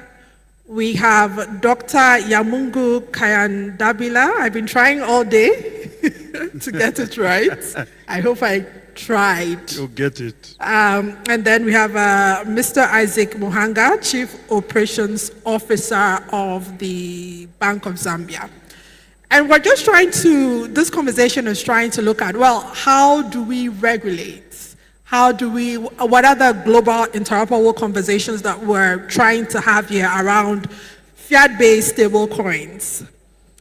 But for us, the deeper question, I think this morning we had breakfast, we had a conversation, is how African central banks can help shape interoperable stable bank regulation in a way that reflects Africa's monetary realities. Our monetary realities are, we have a bit of a fragmented cross-border system. We have mobile money wallets. We are very different sets of circumstances as opposed to, countries outside of the continent.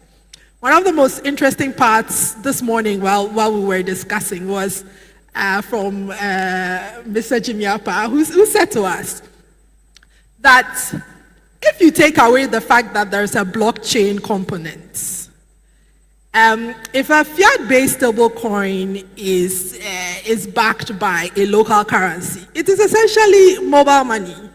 It is just sitting on a different set of rails. And that, I think, will shape our conversation. That maybe we started it first. They just added blockchain to it. We've been doing this for a while.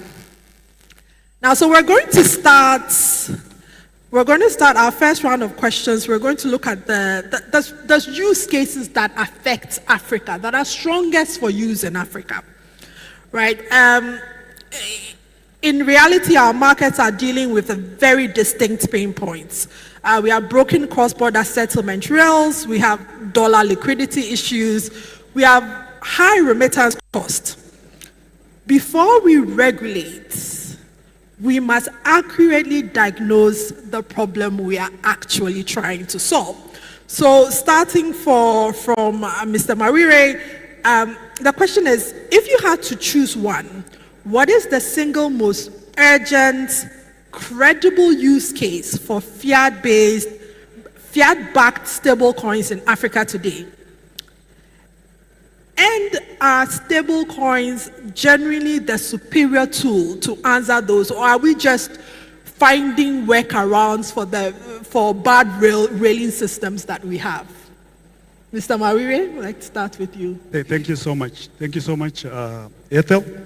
I think when you look at the most credible case in terms of the fiat-based instruments, you're looking at the cross-border and the trade, which is very critical because they have to be operating on a cross-border basis. It's very critical in this particular case. Yeah. Maybe let me do a follow-up. What specific use case do you think that central banks must suppress? I think when you look at the worst case scenario, in terms of suppressing it, you just need to ensure that you identify the issues related to risk. That's very important. No, like the central bank governor said, he said regulate the risk and not the technology. Right? That's a very, very, very strong point. Mr. Apa, what is Uganda's perspective on this? What is your perspective on this? Thank you very much. I like the fact that you acknowledge that if we are talking about fiat-backed stable coins, yeah, then you probably have to look at what type of fiat are you looking at. Is it the domestic currency or USD, Euro-backed stable coins? So then if it's backed by domestic currency, then it collapses to mobile money. Yeah. And so mobile money is widely used for retail settlements, retail payments, cross-border transfers, domestic transfers, and that is the only difference with stablecoin is that mobile money is not on the blockchain technology. And if you have to, if it is backed by the US dollar or euro, then you need to because then you need to ensure that there is monetary sovereignty. You need monetary policy to ensure macroeconomic stability. And so for it to be effective, then you should guard against monetary sovereignty.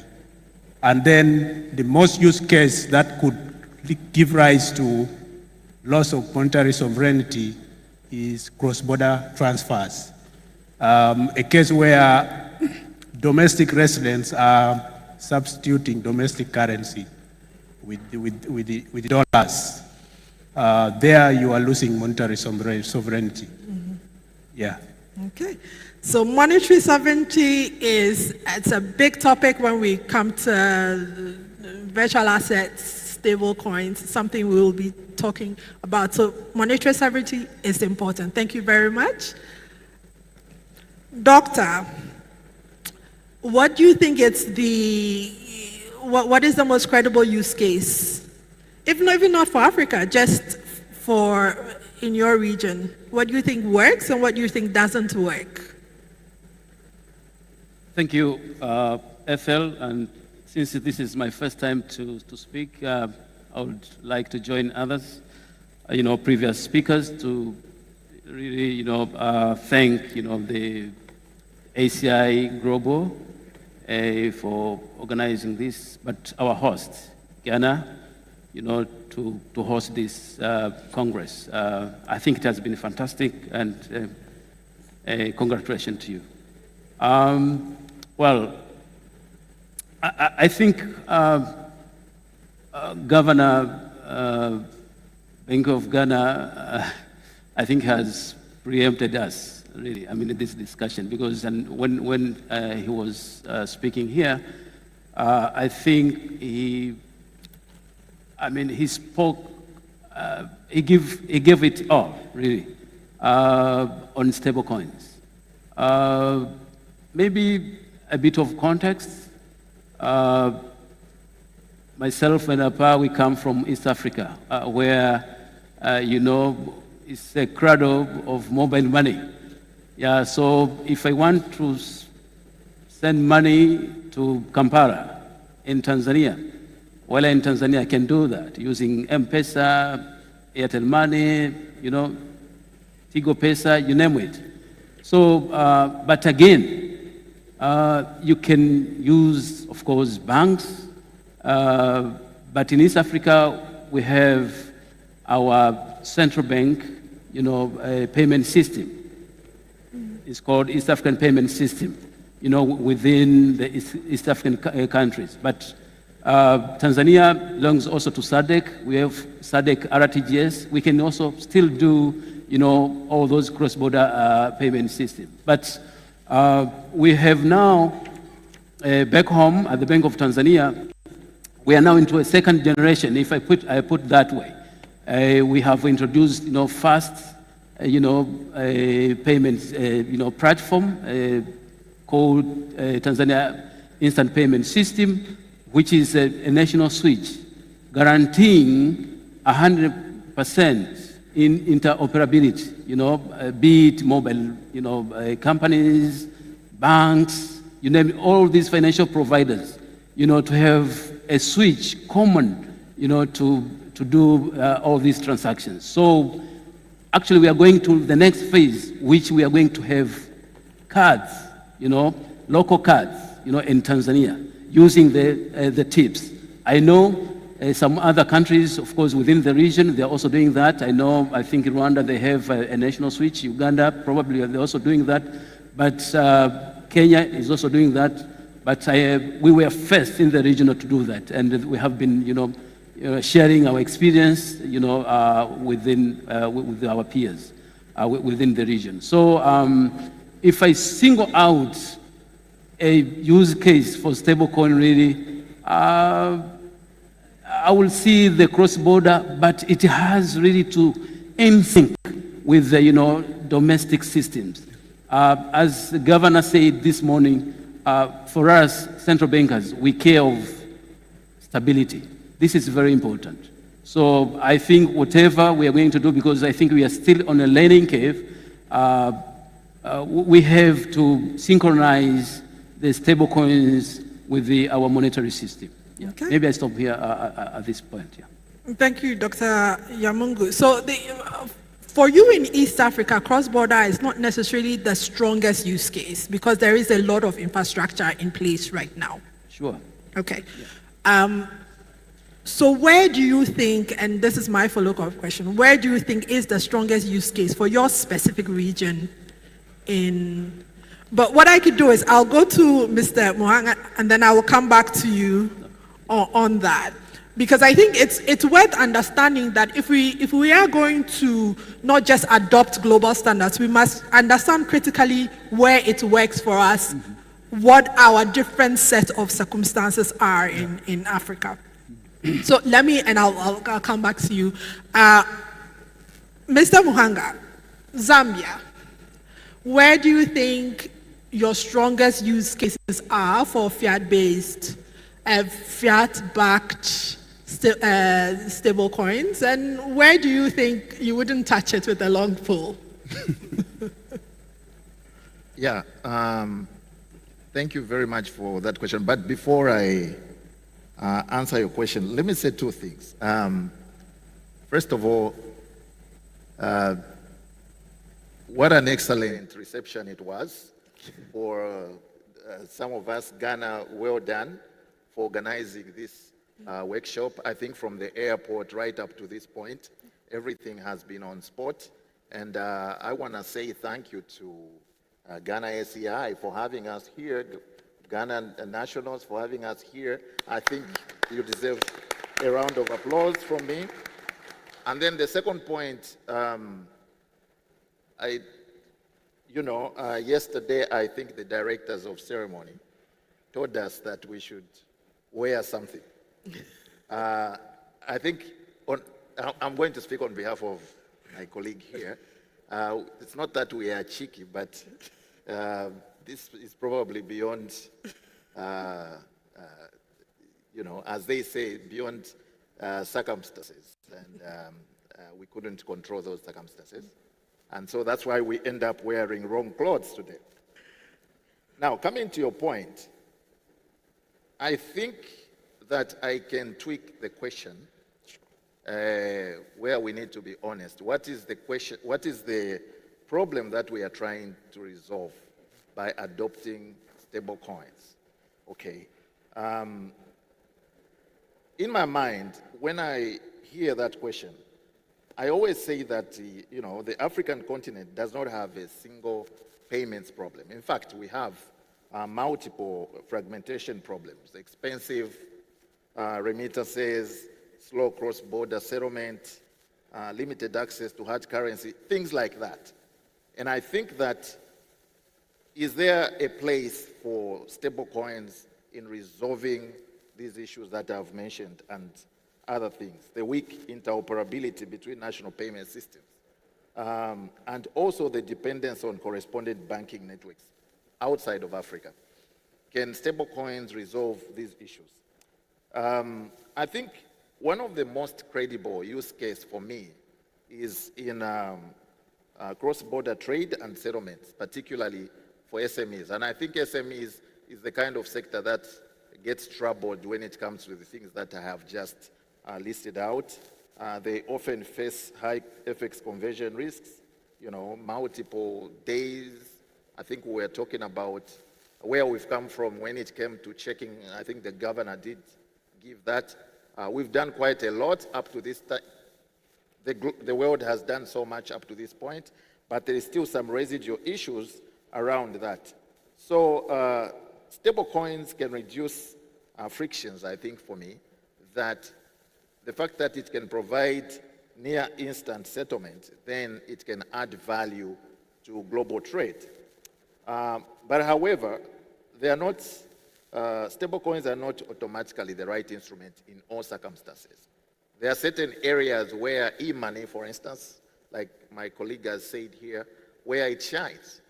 And so the bringing in of stable coins into that ecosystem, the question you want to ask yourself again is, does it make things easier, or it just brings complexity in the way people want to trade? Okay. Is it, what is it that e-money is failing to do that stablecoin can come and resolve? So in an environment where culturally you are all used and you've seen so much benefits when it comes to e-money, what value does stablecoin bring in? So in short, I think for me a compelling case is that stablecoins, yes, adds value in instance of payments. It adds value in certain arrangements, especially if you know that the existing infrastructure breaks down. On e-money, for instance, can stablecoin come in? I think there is some value, but over and above that, I think when you are trying to contextualize it to the African problems, then you have to think a little bit beyond what I've said. Okay. So you think that especially around SMEs, cross-border trade and settlement, that's a very important use case for fiat-based, fiat-backed stable coin. All right. Dr. Yamungu, let me maybe add another question to your question so that you can answer it a little bit more, right? So central banks are not opposed to digital innovation. Anybody who is in the space knows that. But they are fiercely protective of monetary sovereignty. That's important. But the moment a foreign fiat-based stablecoin becomes easier to hold and to store than a domestic currency, you no longer have just innovation. You have a subtle digital dollarization of your ecosystem. So my question, in addition to the first question, is, how then do you allow, as a central bank, allow legitimate high-speed cross-border trade innovation without... You're welcome back from the live coverage of the ACI Congress happening at the Kempinski Hotel. It's now time for Newsfeed on Channel 1 TV. Do stay.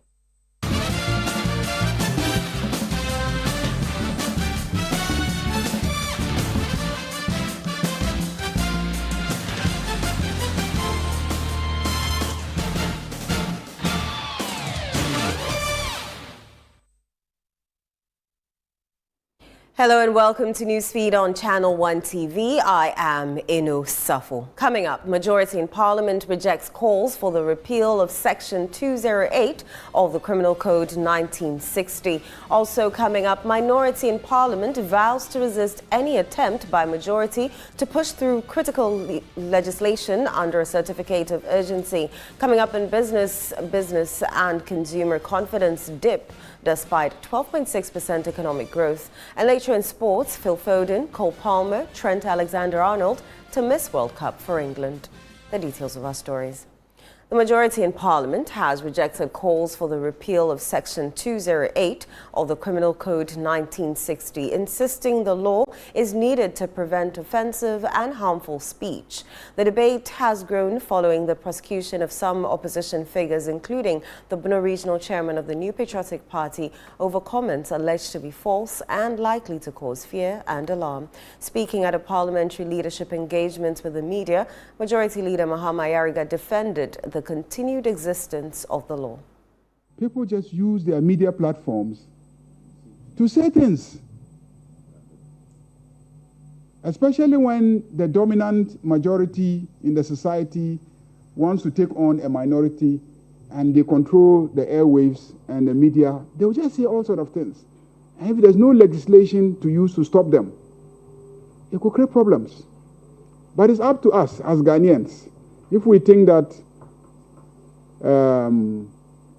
we should have a system where anybody can say whatever he wants to say, and we don't care if it can lead to a breach of the peace, if it can unfairly damage the reputation of institutions. If it's an individual, you publish a false publication, I can go and then sue. Is that okay? But when you make a false publication about Parliament, it's an institution. Meanwhile, the minority insists the law is being abused by the government in what it describes as a deliberate attempt to suppress free speech and silence dissenting voices. No offense. How do you keep somebody and say that, I'm going to wait till the matter is fully determined? Then when we get the order comes in a different form. And the day that you even gave for them to, in the order, for them to even reappear before court, is likely to be a holiday. 27th will be a holiday, 28th will be a holiday. And a certain particular court is becoming notorious, which is the Circuit Court 9.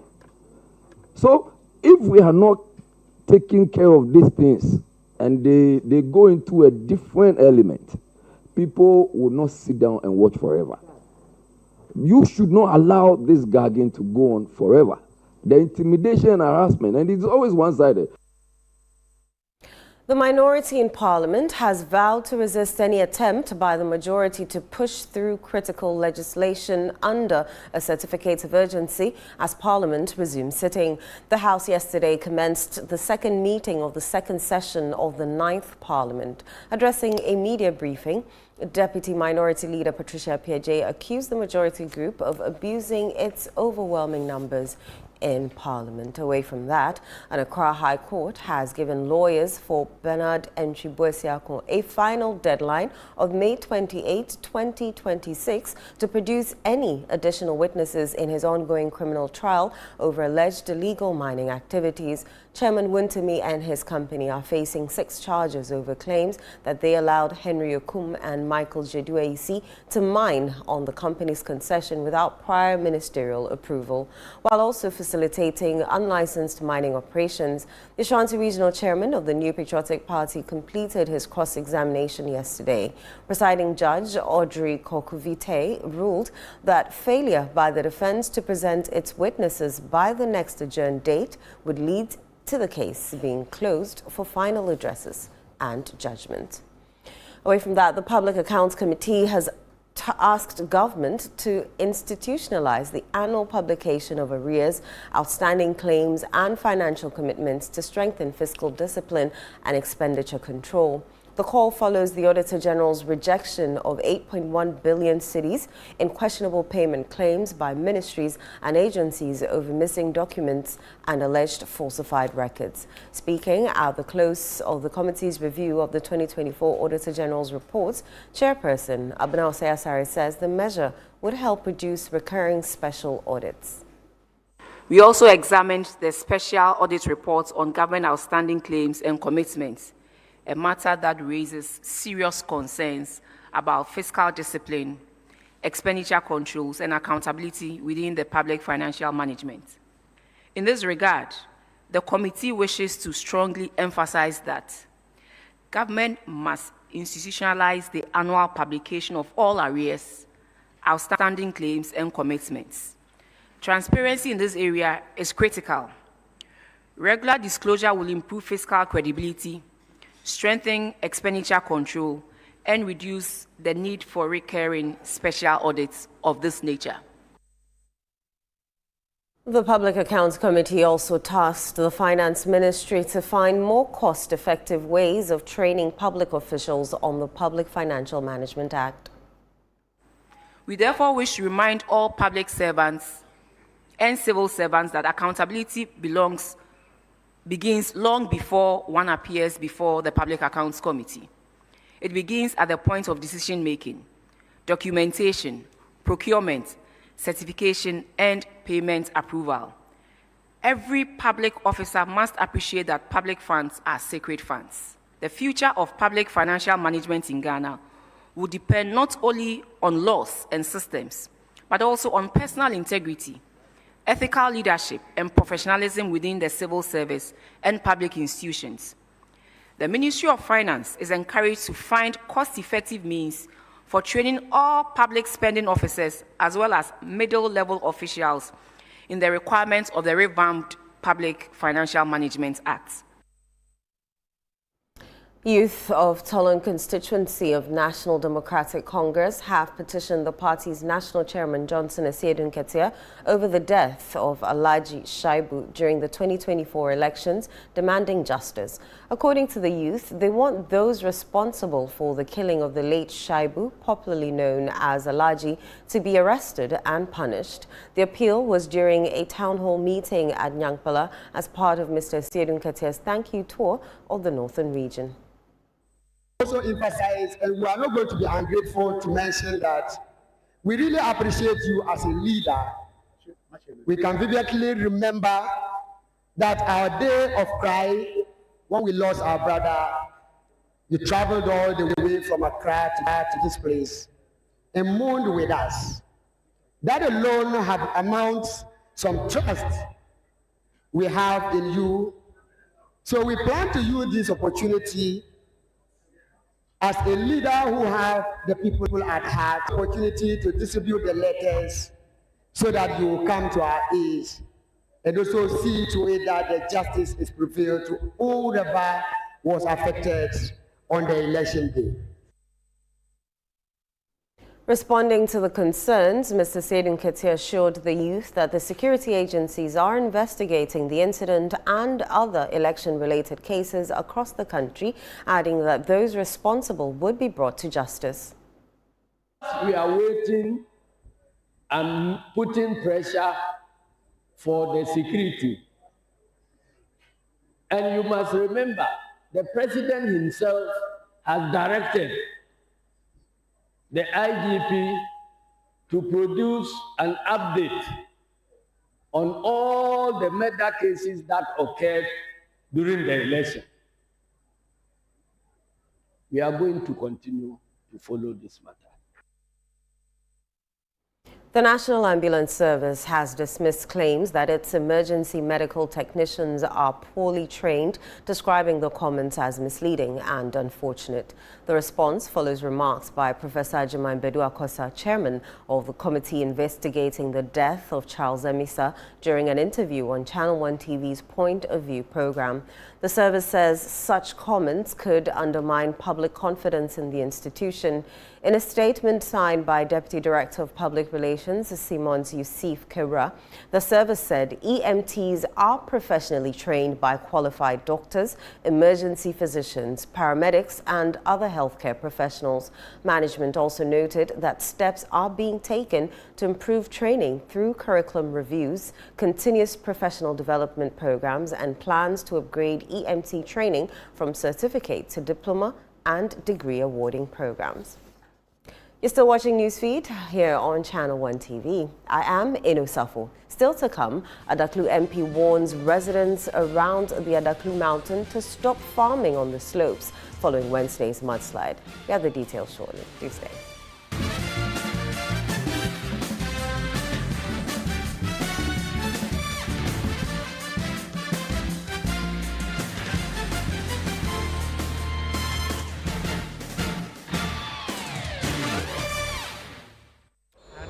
Modern ambition pace. There is no margin for error. So much here is familiar. Over 1900 games brought us here. There is not a sporting heat quite like this. But history doesn't care about the journey. The Premier League is the best league in the world. La Liga is far and beyond the biggest winner. It only remembers how it ends. You bought it. It's not a word. You bought it. 8 titles. 1 month of mayhem to decide them all. Outstanding from Patrick Dorgan.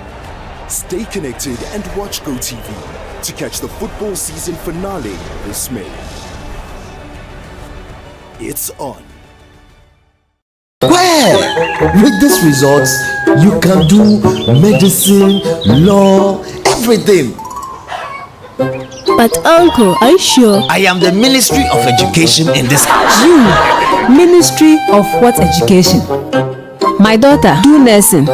It's your best chance with this result. No, go business. Oh, please, what do you know? Can you even read? Go become YouTuber like me. Use Admissions Checker. Admissions Checker? Yes, Admissions Checker. Ghana's first university admissions hub. Just sign up at admissionschecker.com. Enter your WASI or NOVDEC results. Choose your dream universities and programs and instantly find out exactly where you have the best chances of admission. Wow, what if I want scholarship abroad? Simple. Tap scholarships and find opportunities too. Can it also find husband abroad? Admissions Checker. There is a university and a course for everyone.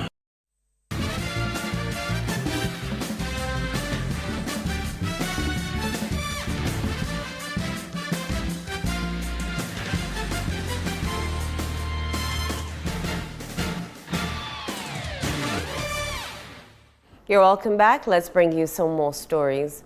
The Minister for Roads and Highways and Member of Parliament for Adaklu, Kwame Governs Agbaja, is warning residents around the Adaklu mountain to stop farming and other activities on the slopes following Wednesday's deadly mudslide at Adaklu Helekpe in the Volta region. The mudslide, which carried heavy rocks from the 600-meter mountain, buried at least 5 houses and 9 vehicles. The MP says human activities, including deforestation and land cultivation, may have worsened the disaster. He is urging residents to protect the mountain's vegetation cover to help prevent future incidents as assessments continue in the affected community.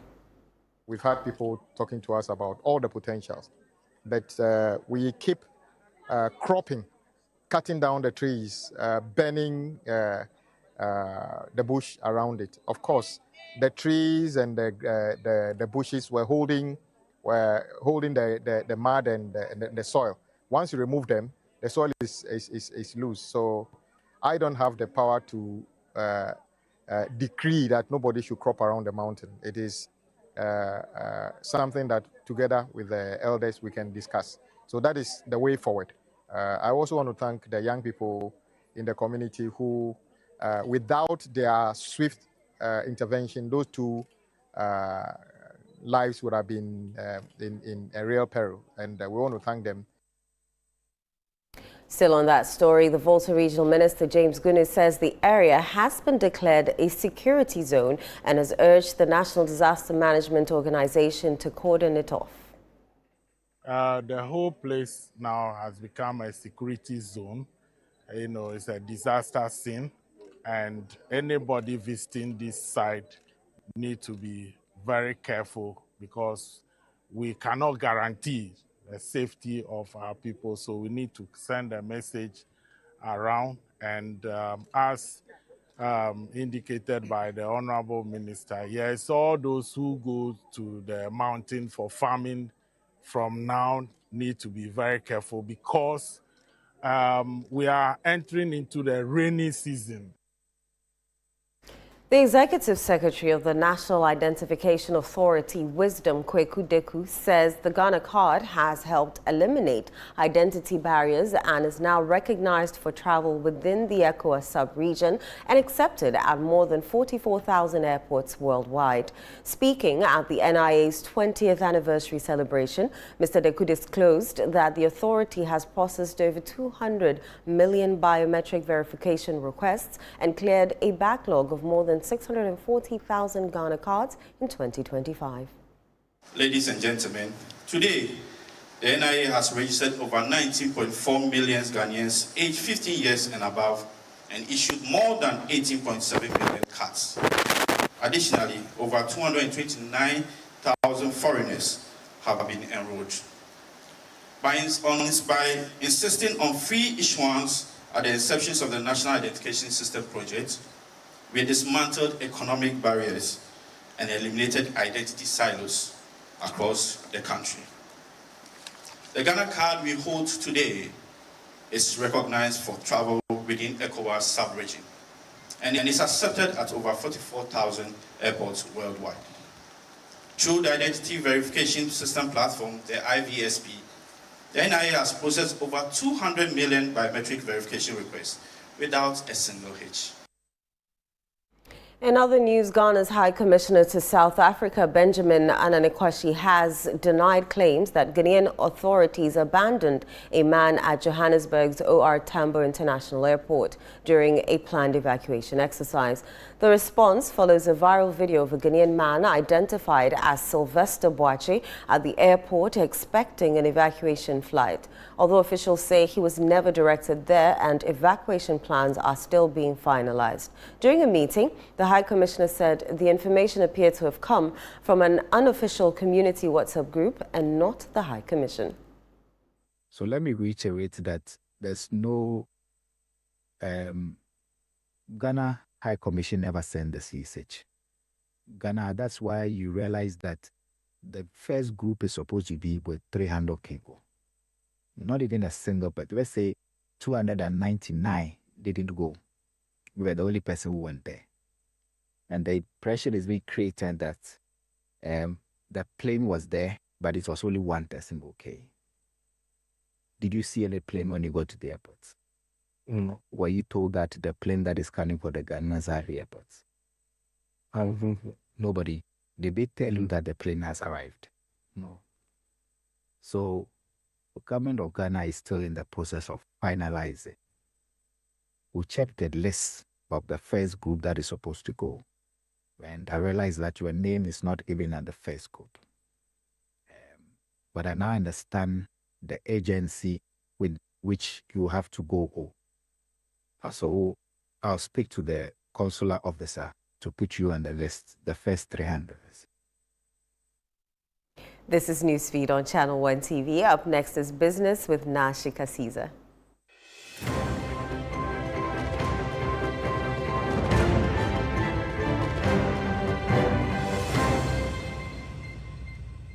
How are you doing now? I'm well, Ino. How are you doing? Very well. What's happening in business? In business now, economic activity strengthened significantly in the first quarter of 2026, with the Bank of Ghana Composite Index of Economic Activity recording a 12.6% year-on-year growth in March 2026 compared to 2.3% in the same period last year. We have more in the May summary of economic and financial data published by the Central Bank.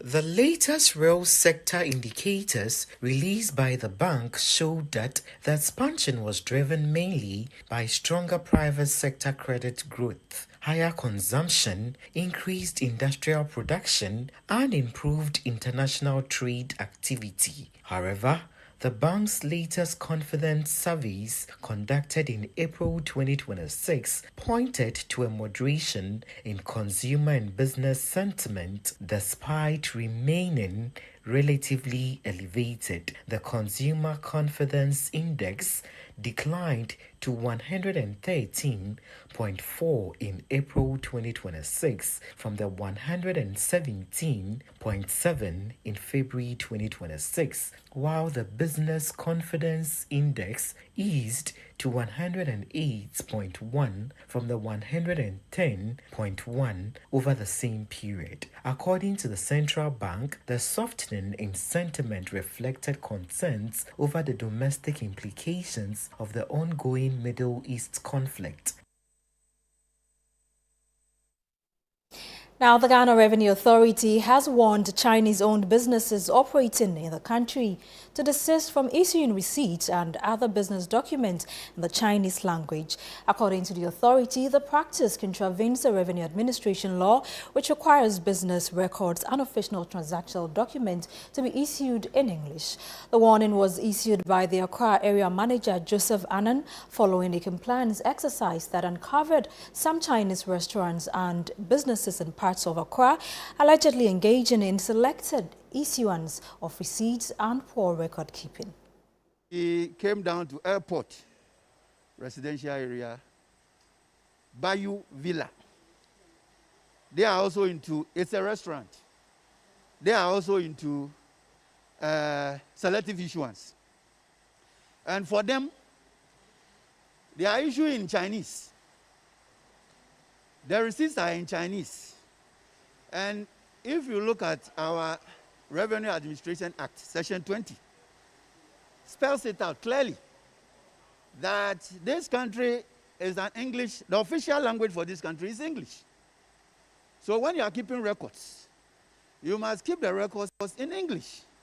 But when you go to Section 27 of the same RAA, it tells you that when we talk about taxpayers keeping documents, it includes receipts, invoices, vouchers, sales records, and the rest. So that when we come as Revenue Authority, we'll be able to appreciate and understand your records. But if we keep them in Chinese, how do we? It becomes useless to us. So this is a signal to our brothers and sisters who are doing business. We are not against you doing business with us.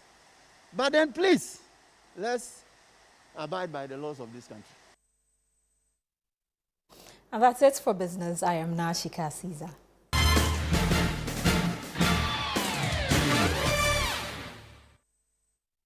Up next, the sports with Yao Ejay Minta.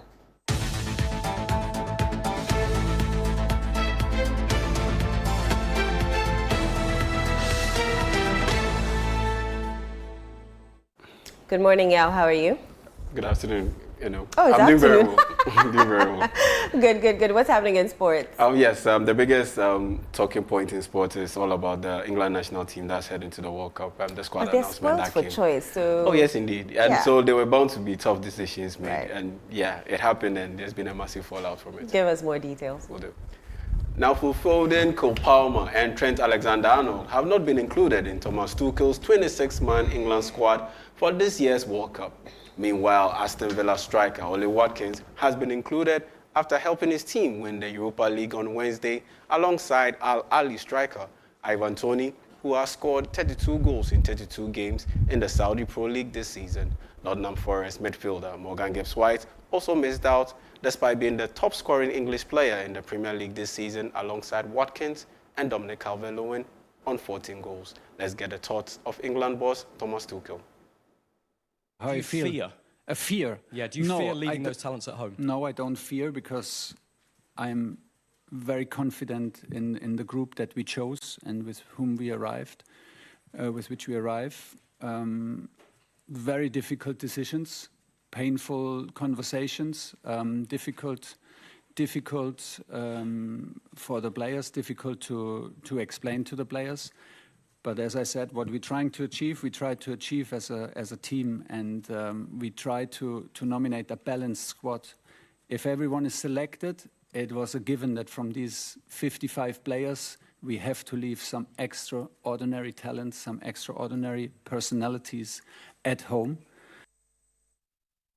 To Ghana, and former Ghana Football Association President Kwesi Nyantakyi has spearheaded a charity initiative for inmates at the Nsawam Medium Security Prison, donating cash, food items, and sporting equipment as part of a rehabilitation-focused outreach program. My colleague Bernard Abieko-Audrey witnessed the donation and put together this report. Former Ghana Football Association President Kwesi Nyantakyi has led a major charity outreach program for inmates of the Nsawam Medium Security Prison as part of efforts to support rehabilitation through sport and social engagement. As part of the donations, the prison received 20,000 Ghana cedis in cash support, 100 bags of rice, 50 packs of bottled water, 30 sets of jerseys, 29 footballs, and 49 whole sets for players. Founder of the KN Foundations, Kwesi Nyantakyi, revealed that the initiative was inspired by a friend, motivating him to begin the outreach program aimed at supporting inmates and giving back to society. I have a friend inside there. He attracted me there. And what I saw really inspired me to do more. And I thought that those who are outside the prison should show some concern to those who are inside. And as the commander said, anybody can be in prison. General Secretary of the Professional Footballers Association of Ghana, Tony Bafo, said the program is intended to give hope to inmates while promoting discipline, unity, and personal reform through football and community support. We gave more or less our image to create visibility and for the inmates to have a moment or some days or a week of happiness. Former Black Stars midfielder Emmanuel Ajiman-Bedu also expressed appreciation for the opportunity to support the initiative, describing the gesture as a major boost for the inmates and the prison community. And if you listen to some of the stories, we need a little bit patience. Most of the guys will not be here. But we have spoken to them that now that you cannot do anything, you just have to calm down, go through the sentence, and when you come home, change to be a better person.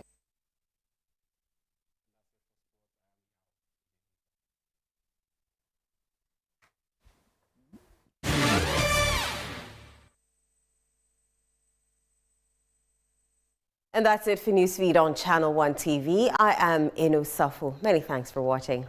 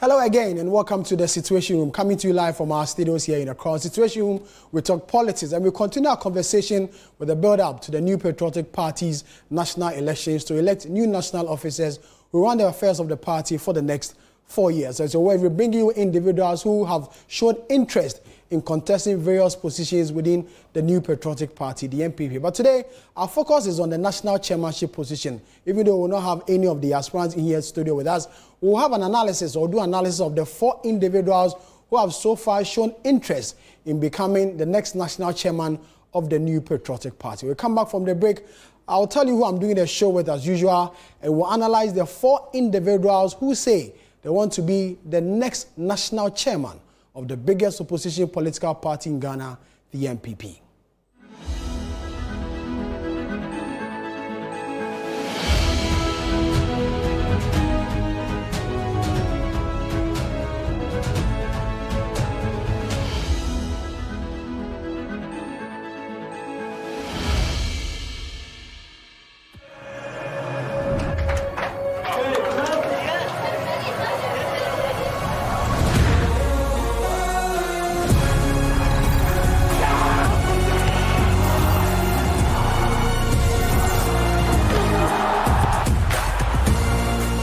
June to 19 July, everything can wait.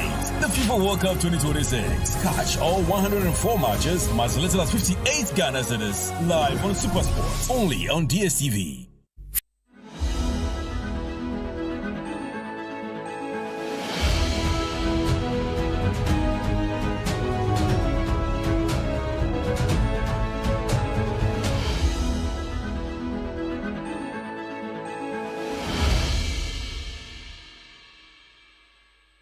Yeah, welcome back. You're still watching The Situation Room, coming to you live from our studios here in Accra. If you're just tuning in, The Situation Room, we talk politics and anything else to do with politics in this country.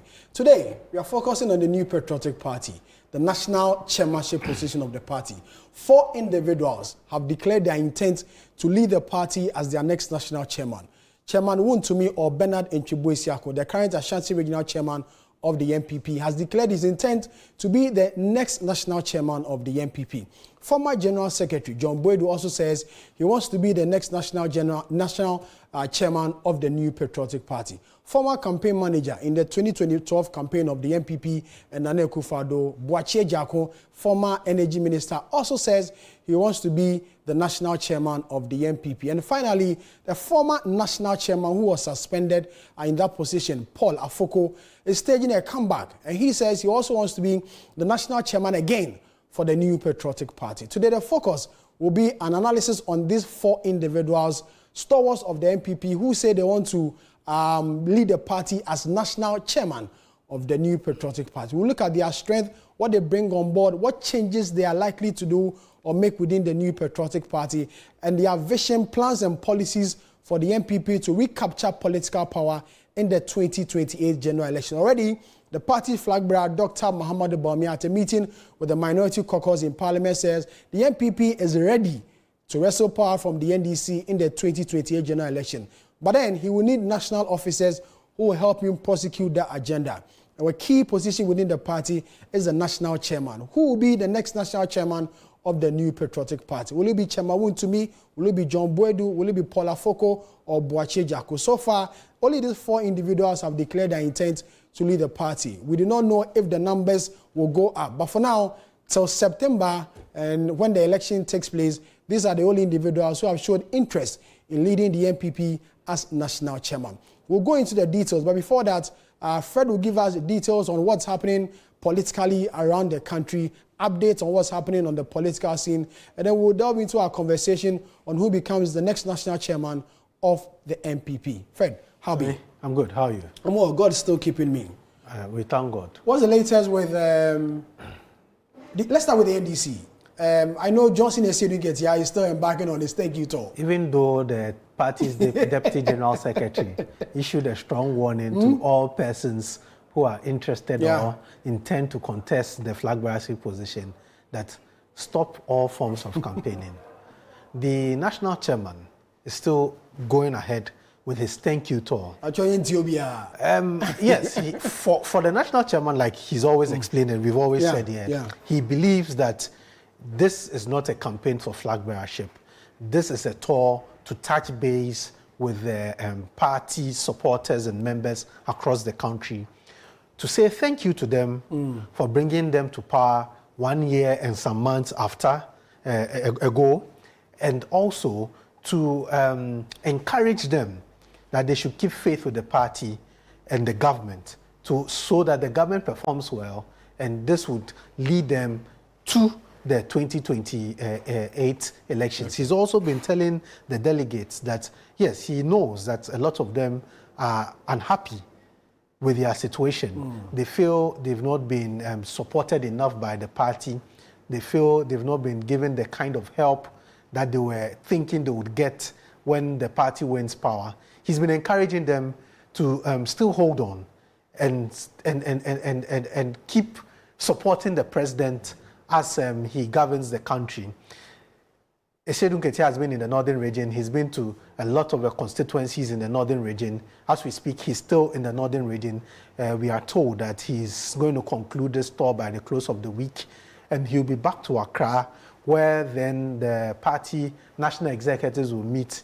We are told that the party is also planning a crunch national executive meeting to be able to deal with some of the issues the General Secretary raised last week. From the MPP, you mentioned about the issue of the flag bearer of the MPP who met members of his minority, of his party's parliamentary caucus. Whilst he was doing that, there was an also issue of one of their members who is a regional chairman for Bono, Kwame Bafo, aka Abronye. He was also in the news. His issues are more legal, but then because of the political nature of who he is, you cannot take away that politics out of it. He was remanded into BNI custody last week because of certain comments he made. He was put before the courts, charged with certain criminal offenses. And the judge, the circuit court judge, decided to remand him in BNI custody for 2 weeks.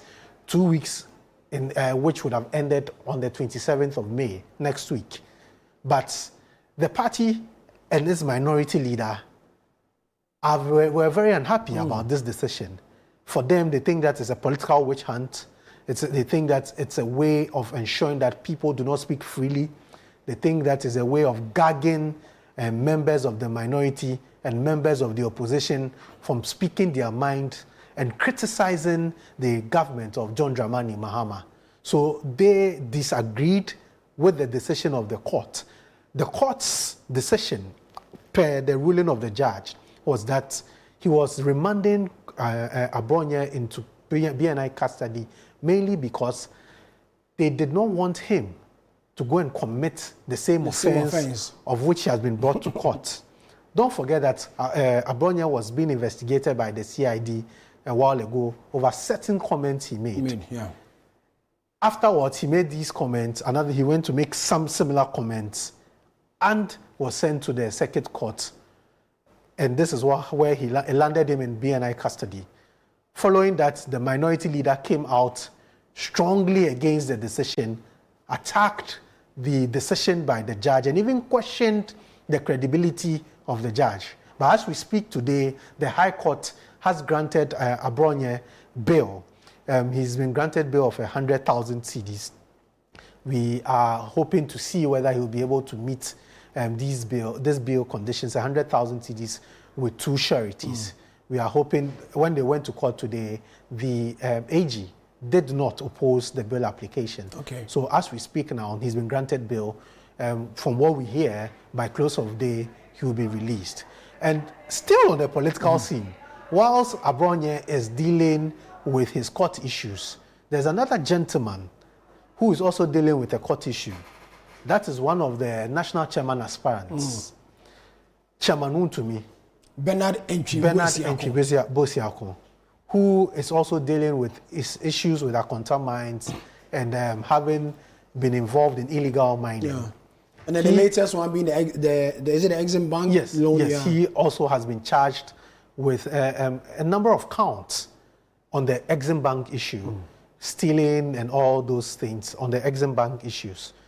But whilst this is going on, he's mounting the witness box to be cross-examined by the state over the issue of the Akonta mining involved in illegal mining. That issue is ongoing. Whilst that issue is ongoing, the campaign is heated.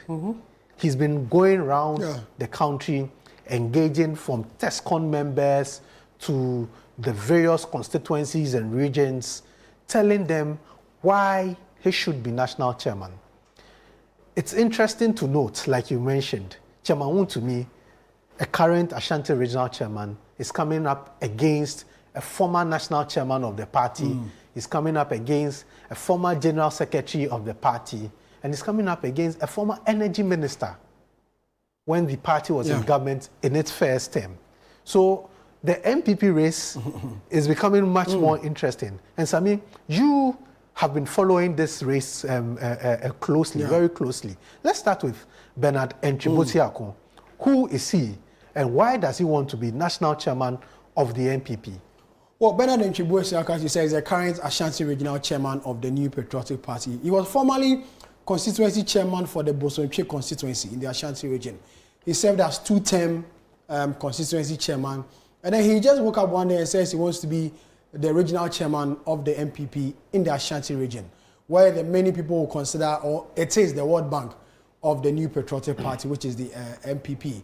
And he's done that on 3 different occasions. He's currently in his 3rd term as regional chairman of the New Patriotic Party in the Ashanti region. In the last contest, he was nearly defeated by a gentleman by name Koka. But then due to some few, or like I say, issues that happened, he was able to, win that chairmanship slot within the Ashanti region. It was fairly contested. He himself admitted that it's been the difficult battle he's ever fought in the Ashanti region as he, pushes to become the regional chairman for the 3rd time in the Ashanti region. And our bookmakers are taking him as the favorite to win the national chairman position. Why so? They give a number of reasons. Number one, they say that the MPP as a political party now needs a leader to back Dr. Bawumia to wrestle power from the NDC. They don't need a tie-wearing national chairman. They need someone who is on the ground, who knows, really the situation on the ground. And someone from him coming from the Ashanti region, where the numbers are in terms of the MPP. The World Bank. The World Bank. You need someone like him from that side to rally support of MPP members in that region to come out and vote in 2028. They are basing that on the fact that what happened in 2024, where quite a large number of MPP supporters did not come out to vote, including the Ashanti region. They believe that getting someone from the Ashanti region as national chairman will play to the advantage of the MPP because it is his home region. He will whip up support of every card-bearing member, every registered voter in the region to come out and come and vote. So one is an added advantage to the MPP in the Ashanti region. Number two, they believe that he's a grassroots man. Some time back, he was a dean of regional chairman of the MPP.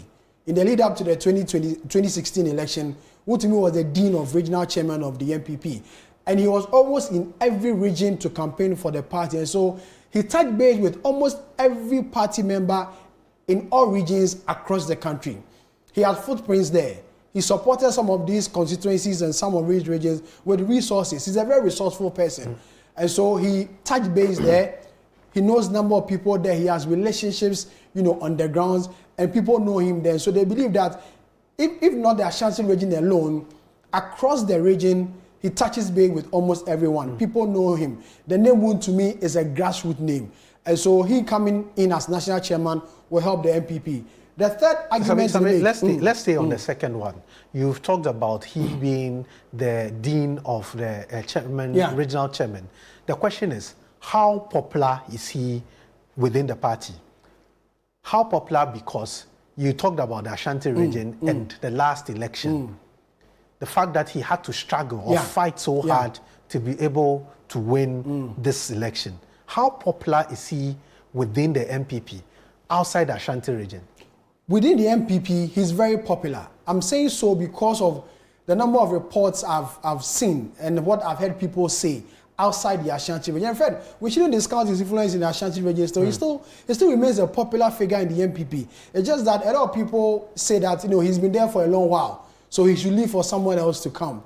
People feel that his leadership style in the Ashanti region over the period, which is about 12 years, is enough. Let's get new ideas, fresh individuals, fresh footing to come in to help the fortunes of the MPP in the Ashanti region. And they believe that some of his actions and his actions in the last election, which is 2024, which did not amount well for the MPP. That is why they feel that, he's losing some value and some popularity within the Ashanti region. And he admits that he feels he's done enough for the MPP in the Ashanti region. He's contributed his quota. He has built the MPP in the region, and the party has become a very formidable force in the Ashanti region. So it's now time for him to move a step further, because he came as a constituency chairman, became a regional chairman. Now the bigger picture is becoming a national chairman of the MPP, and so he's leaving that scene. So within the Ashanti region, he still commands a number of respect and some influence. That is why we are getting a number of Ashanti regional members of parliament endorsing his candidature. The member of parliament for Efiduase Asokore, who was the campaign coordinator for Dr. Bawumia in the Middle Belt in the last election, which is Dr. UFEA, has publicly come out to endorse his candidature. That if the MPP wants to win political power, they need a grassroots person like Wontumi to come in as national chairman to push for that opportunity. Recently, he announced his campaign team. And when you look at the list, it contains sitting MPs and former MPs. Adwoa Safo is in there. The member of parliament for the Ishiaiso constituencies, Dr. Steve Amwa, is in there. Former member of parliament for Edubiase, George Odro, is in there. Former MP for Takwa, Mekuduka, is in there. So even within MPs and former MPs, he still has some leverage and some command there. Even some of the aspirants in parliamentary election, Ekwefriye in the Ablekuma, is it Ablekuma North? Yes. In there is one of, a spokesperson for Wontumi. So if you look at the list that he released not too long ago, it cuts across, sitting MPs, people who are not members of parliament. And just before we came on air, we were told that the former national chairman of the party, Freddie Blay, has also publicly endorsed Wontumi as the next national chairman of the MPP. Freddie Blay has been there before. He's been chairman. He was first vice chair of the MPP, became national chairman of the MPP. So he's seen it all. So for him to publicly endorse Wontumi as national chairman is something he has seen with Wontumi. That's why he believes that he will be the best individual to be national chairman of the MPP to help the party wrestle power from the NDC. They also believe that Dr. Bawumia is an intellectual. You don't need another coat-wearing intellectual to be national chairman. They believe that you need someone who is more or less raw, someone who can go into the gutters. A grassroots person. While Dr. Bawumia is dealing with the intellectuals, who to me will be doing, the non-intellectuals, for want of a better word, to help in the campaigning. And he has said that he's not going to be an armchair national chairman. He has said that he's going to be on the ground, leading the fight, leading the campaign. And if you listen to watch his videos and listen to some of the audio from his campaign activities, that's how he says. He says that, for me, I don't speak English. But when I go campaigning, the people at the grassroots don't listen to the English people. They want to listen to the local people, the Twi-speaking people, the local language people. And so he is going to campaign in the local language. And he believes that that is what the NDC as a political party has done over the years to win elections. And so for him, he needs to change the dynamics. He needs to go into the grassroots, get the people on the ground, get the message of the MPP. He says that the MPP in the last election did so well. I mean, the last tenure of Nana Akufo-Addo. It's first, 2016. Yes, the 8 years, the party did so well. But the lack of communication did not help the party in the last election. But he was national, he was regional chairman. So he was limited only. And you see, Sammy, hold on. He was regional chairman. Yeah. A regional chairman of your World Bank. And even at your World Bank, you didn't perform, you perform abysmal. So, what kind of communication again are you going to bring on board? In his campaign, that issue came up. I saw a video of a delegate asking him that question. And he says that it was a national problem. It wasn't just the Ashanti region. It was a national problem. People were tired with the MPP as a political party.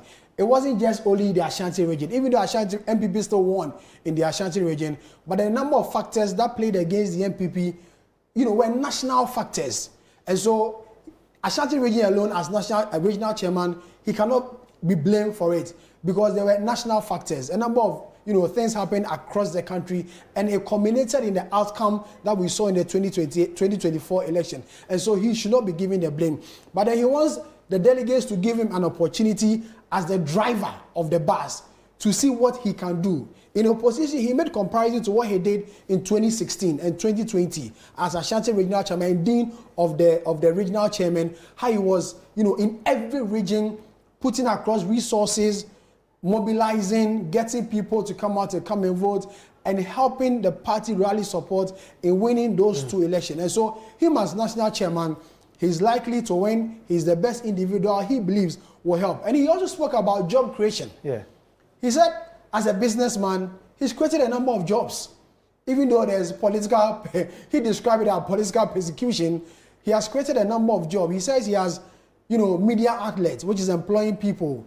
He has mining companies, employing people, and other things that he's involved in. So he, even as regional chairman, is able to offer employment. And as national chairman, he will do more. He will do more for the MPP and his grassroots. But then what goes again, before he comes in, what goes against him is his current legal tussle. Yes. A lot of his opponents believe that we do not want a national chairman who will be going to court every day. We do not want a national chairman who has, more or less a legal issue around his neck. And when it's time to do party work, you will find him in the court. When it's time to mobilize, you'll find him in the court. When it's time to go onto the ground and campaign, you'll find him in the court. I'm sure they compare him to Samuel Ofosu-Ampofo. They compare Samuel Ofosu-Ampofo. And so the MPP or the opponents of Wontumi say that that's not what they need.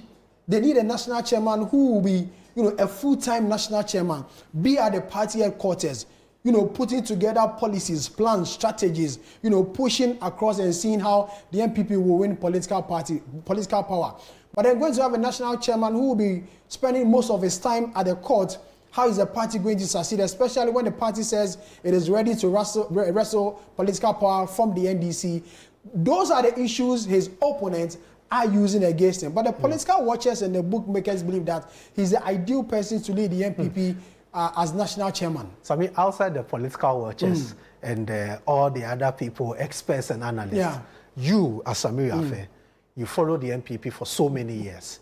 You have seen different national chairmen. You followed campaigns of different executive elections. Looking at Chairman Wontumi, from where you stand, what are his chances? It's high. If there's anybody who give Wontumi a run for his money, which we'll come to, will be John Boadu, the former general secretary of the MPP, who says he's also going to contest. For me, I'm putting my foot for both of them. It could go anybody's way, especially Wontumi and John Boadu, because looking at the record of the two, they all have good records for the MPP. They've all served diligently for the party. John Boadu will come to shortly.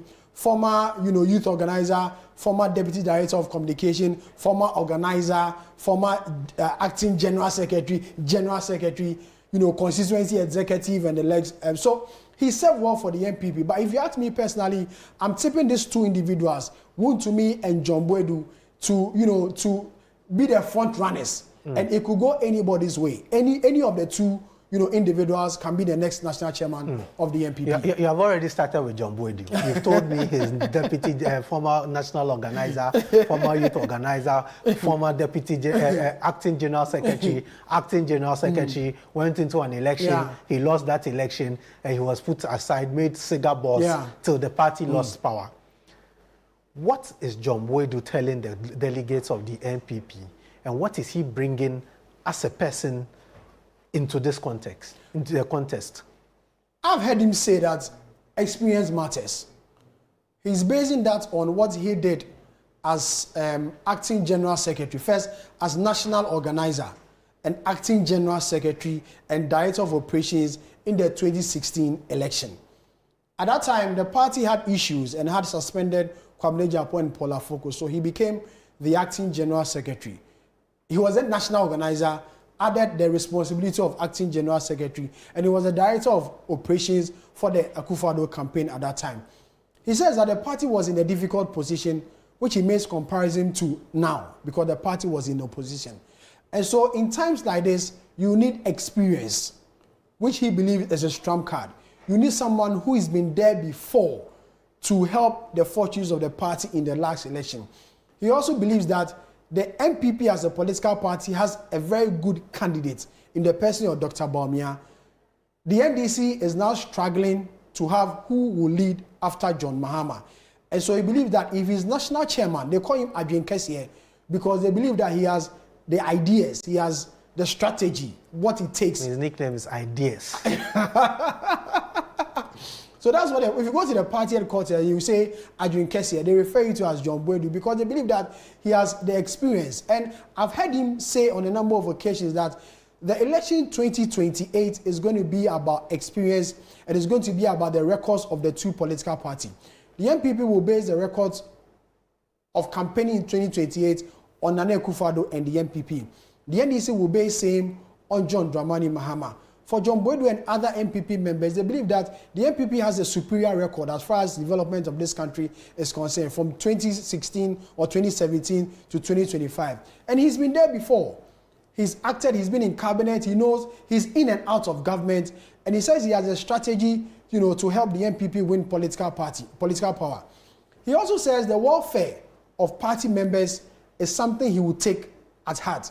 As General Secretary, he has seen it all. He has seen how party members were neglected. The welfare of the party people was not really an important issue to the national executive. So if he's given an opportunity to serve as national chairman, he has what it takes to correct the wrongs. He has what it takes to make things right for the NPP and the party and the flag bearer, Dr. Bawumia, to win the 2028 general election. He has what it takes to put campaign strategies in place in terms of mobilization, resources, getting the resources down to the grassroots. Because a lot of time, Fred, party people have complained that materials or campaigning materials do not come to them. It's normally from the top and it descends. But sometimes it's from the top, all right, it remains at the top, or even it remains mid. It doesn't go down to the people. And you hear a lot of these complaints from party foot soldiers and the party grassroots, the polling station executive, the constituency executive. You hear them complain a number of times. But John Boadu said he has been there before. He knows how to channel resources to the grassroots because he believes that the party's strength is a grassroots. And in every political party, the strength of a political party is this grassroots. And so if you neglect the grassroots, then you are in trouble. He believes that in the last election, the NPP neglected the grassroots, which caused the party's humiliating defeat in the last election. He says, as someone who has been there before and has been in charge of mobilization and resources, he knows how to get the resources to the constituency secretary. He knows how to get the resources to the constituency chairman. And so for him as national chairman, he has what it takes, he has the ideas, he has the strategies, he has the programs to ensure that the NPP becomes attractive again to the middle class, to the Ghanaians, to the TESCON, to the students, to everybody who matters in winning the 2028 general election. And so John Boadu said he's prepared for the task ahead. He's visited a number of constituencies. Last time I checked, I think he was in the central region, touching base with the people. And yesterday, which was on Wednesday, when the minority, had their workshop, he was there to officially declare his intent to the minority members that he wants to be the next national chairman of the party. And he had a lot of endorsement from some of the members of parliament who were seated at that particular meeting. And they are saying that, well, it's a good idea if he wants to run as national chairman. And so for me, Fred, if you ask me, John Boadu, Chairman Woon to me are the front runners and it can go anybody's way. Sabi, you've spoken about all the attributes of John Boadu. My question to you is, John Boadu was General Secretary after 2020. Yeah. Before the party went for national elections in 2021 or about. He managed to win power for the party in 2016. Yeah. Managed to retain the party in power in 2020. By 2021, the delegate says, no, we think your job is done. We are not impressed with what you have done so far because, don't forget, that in 2020, that is where the party split the seats in parliament, came from a high number and dropped. 169 to 137. 137 and dropped. So delegates of the party said, look, enough is enough. We are not sure and we don't think that you are the right person to move the party forward. He's coming back again as national chairman. Has he addressed these issues? He has. What has he been saying about it? One of the things that went against him in the last election for general secretary was the accusation of his human relation, which came up a number of times when you have conversation with delegates. They said that he had a very poor, human relation, and he was more or less like snobbish, when he was General Secretary.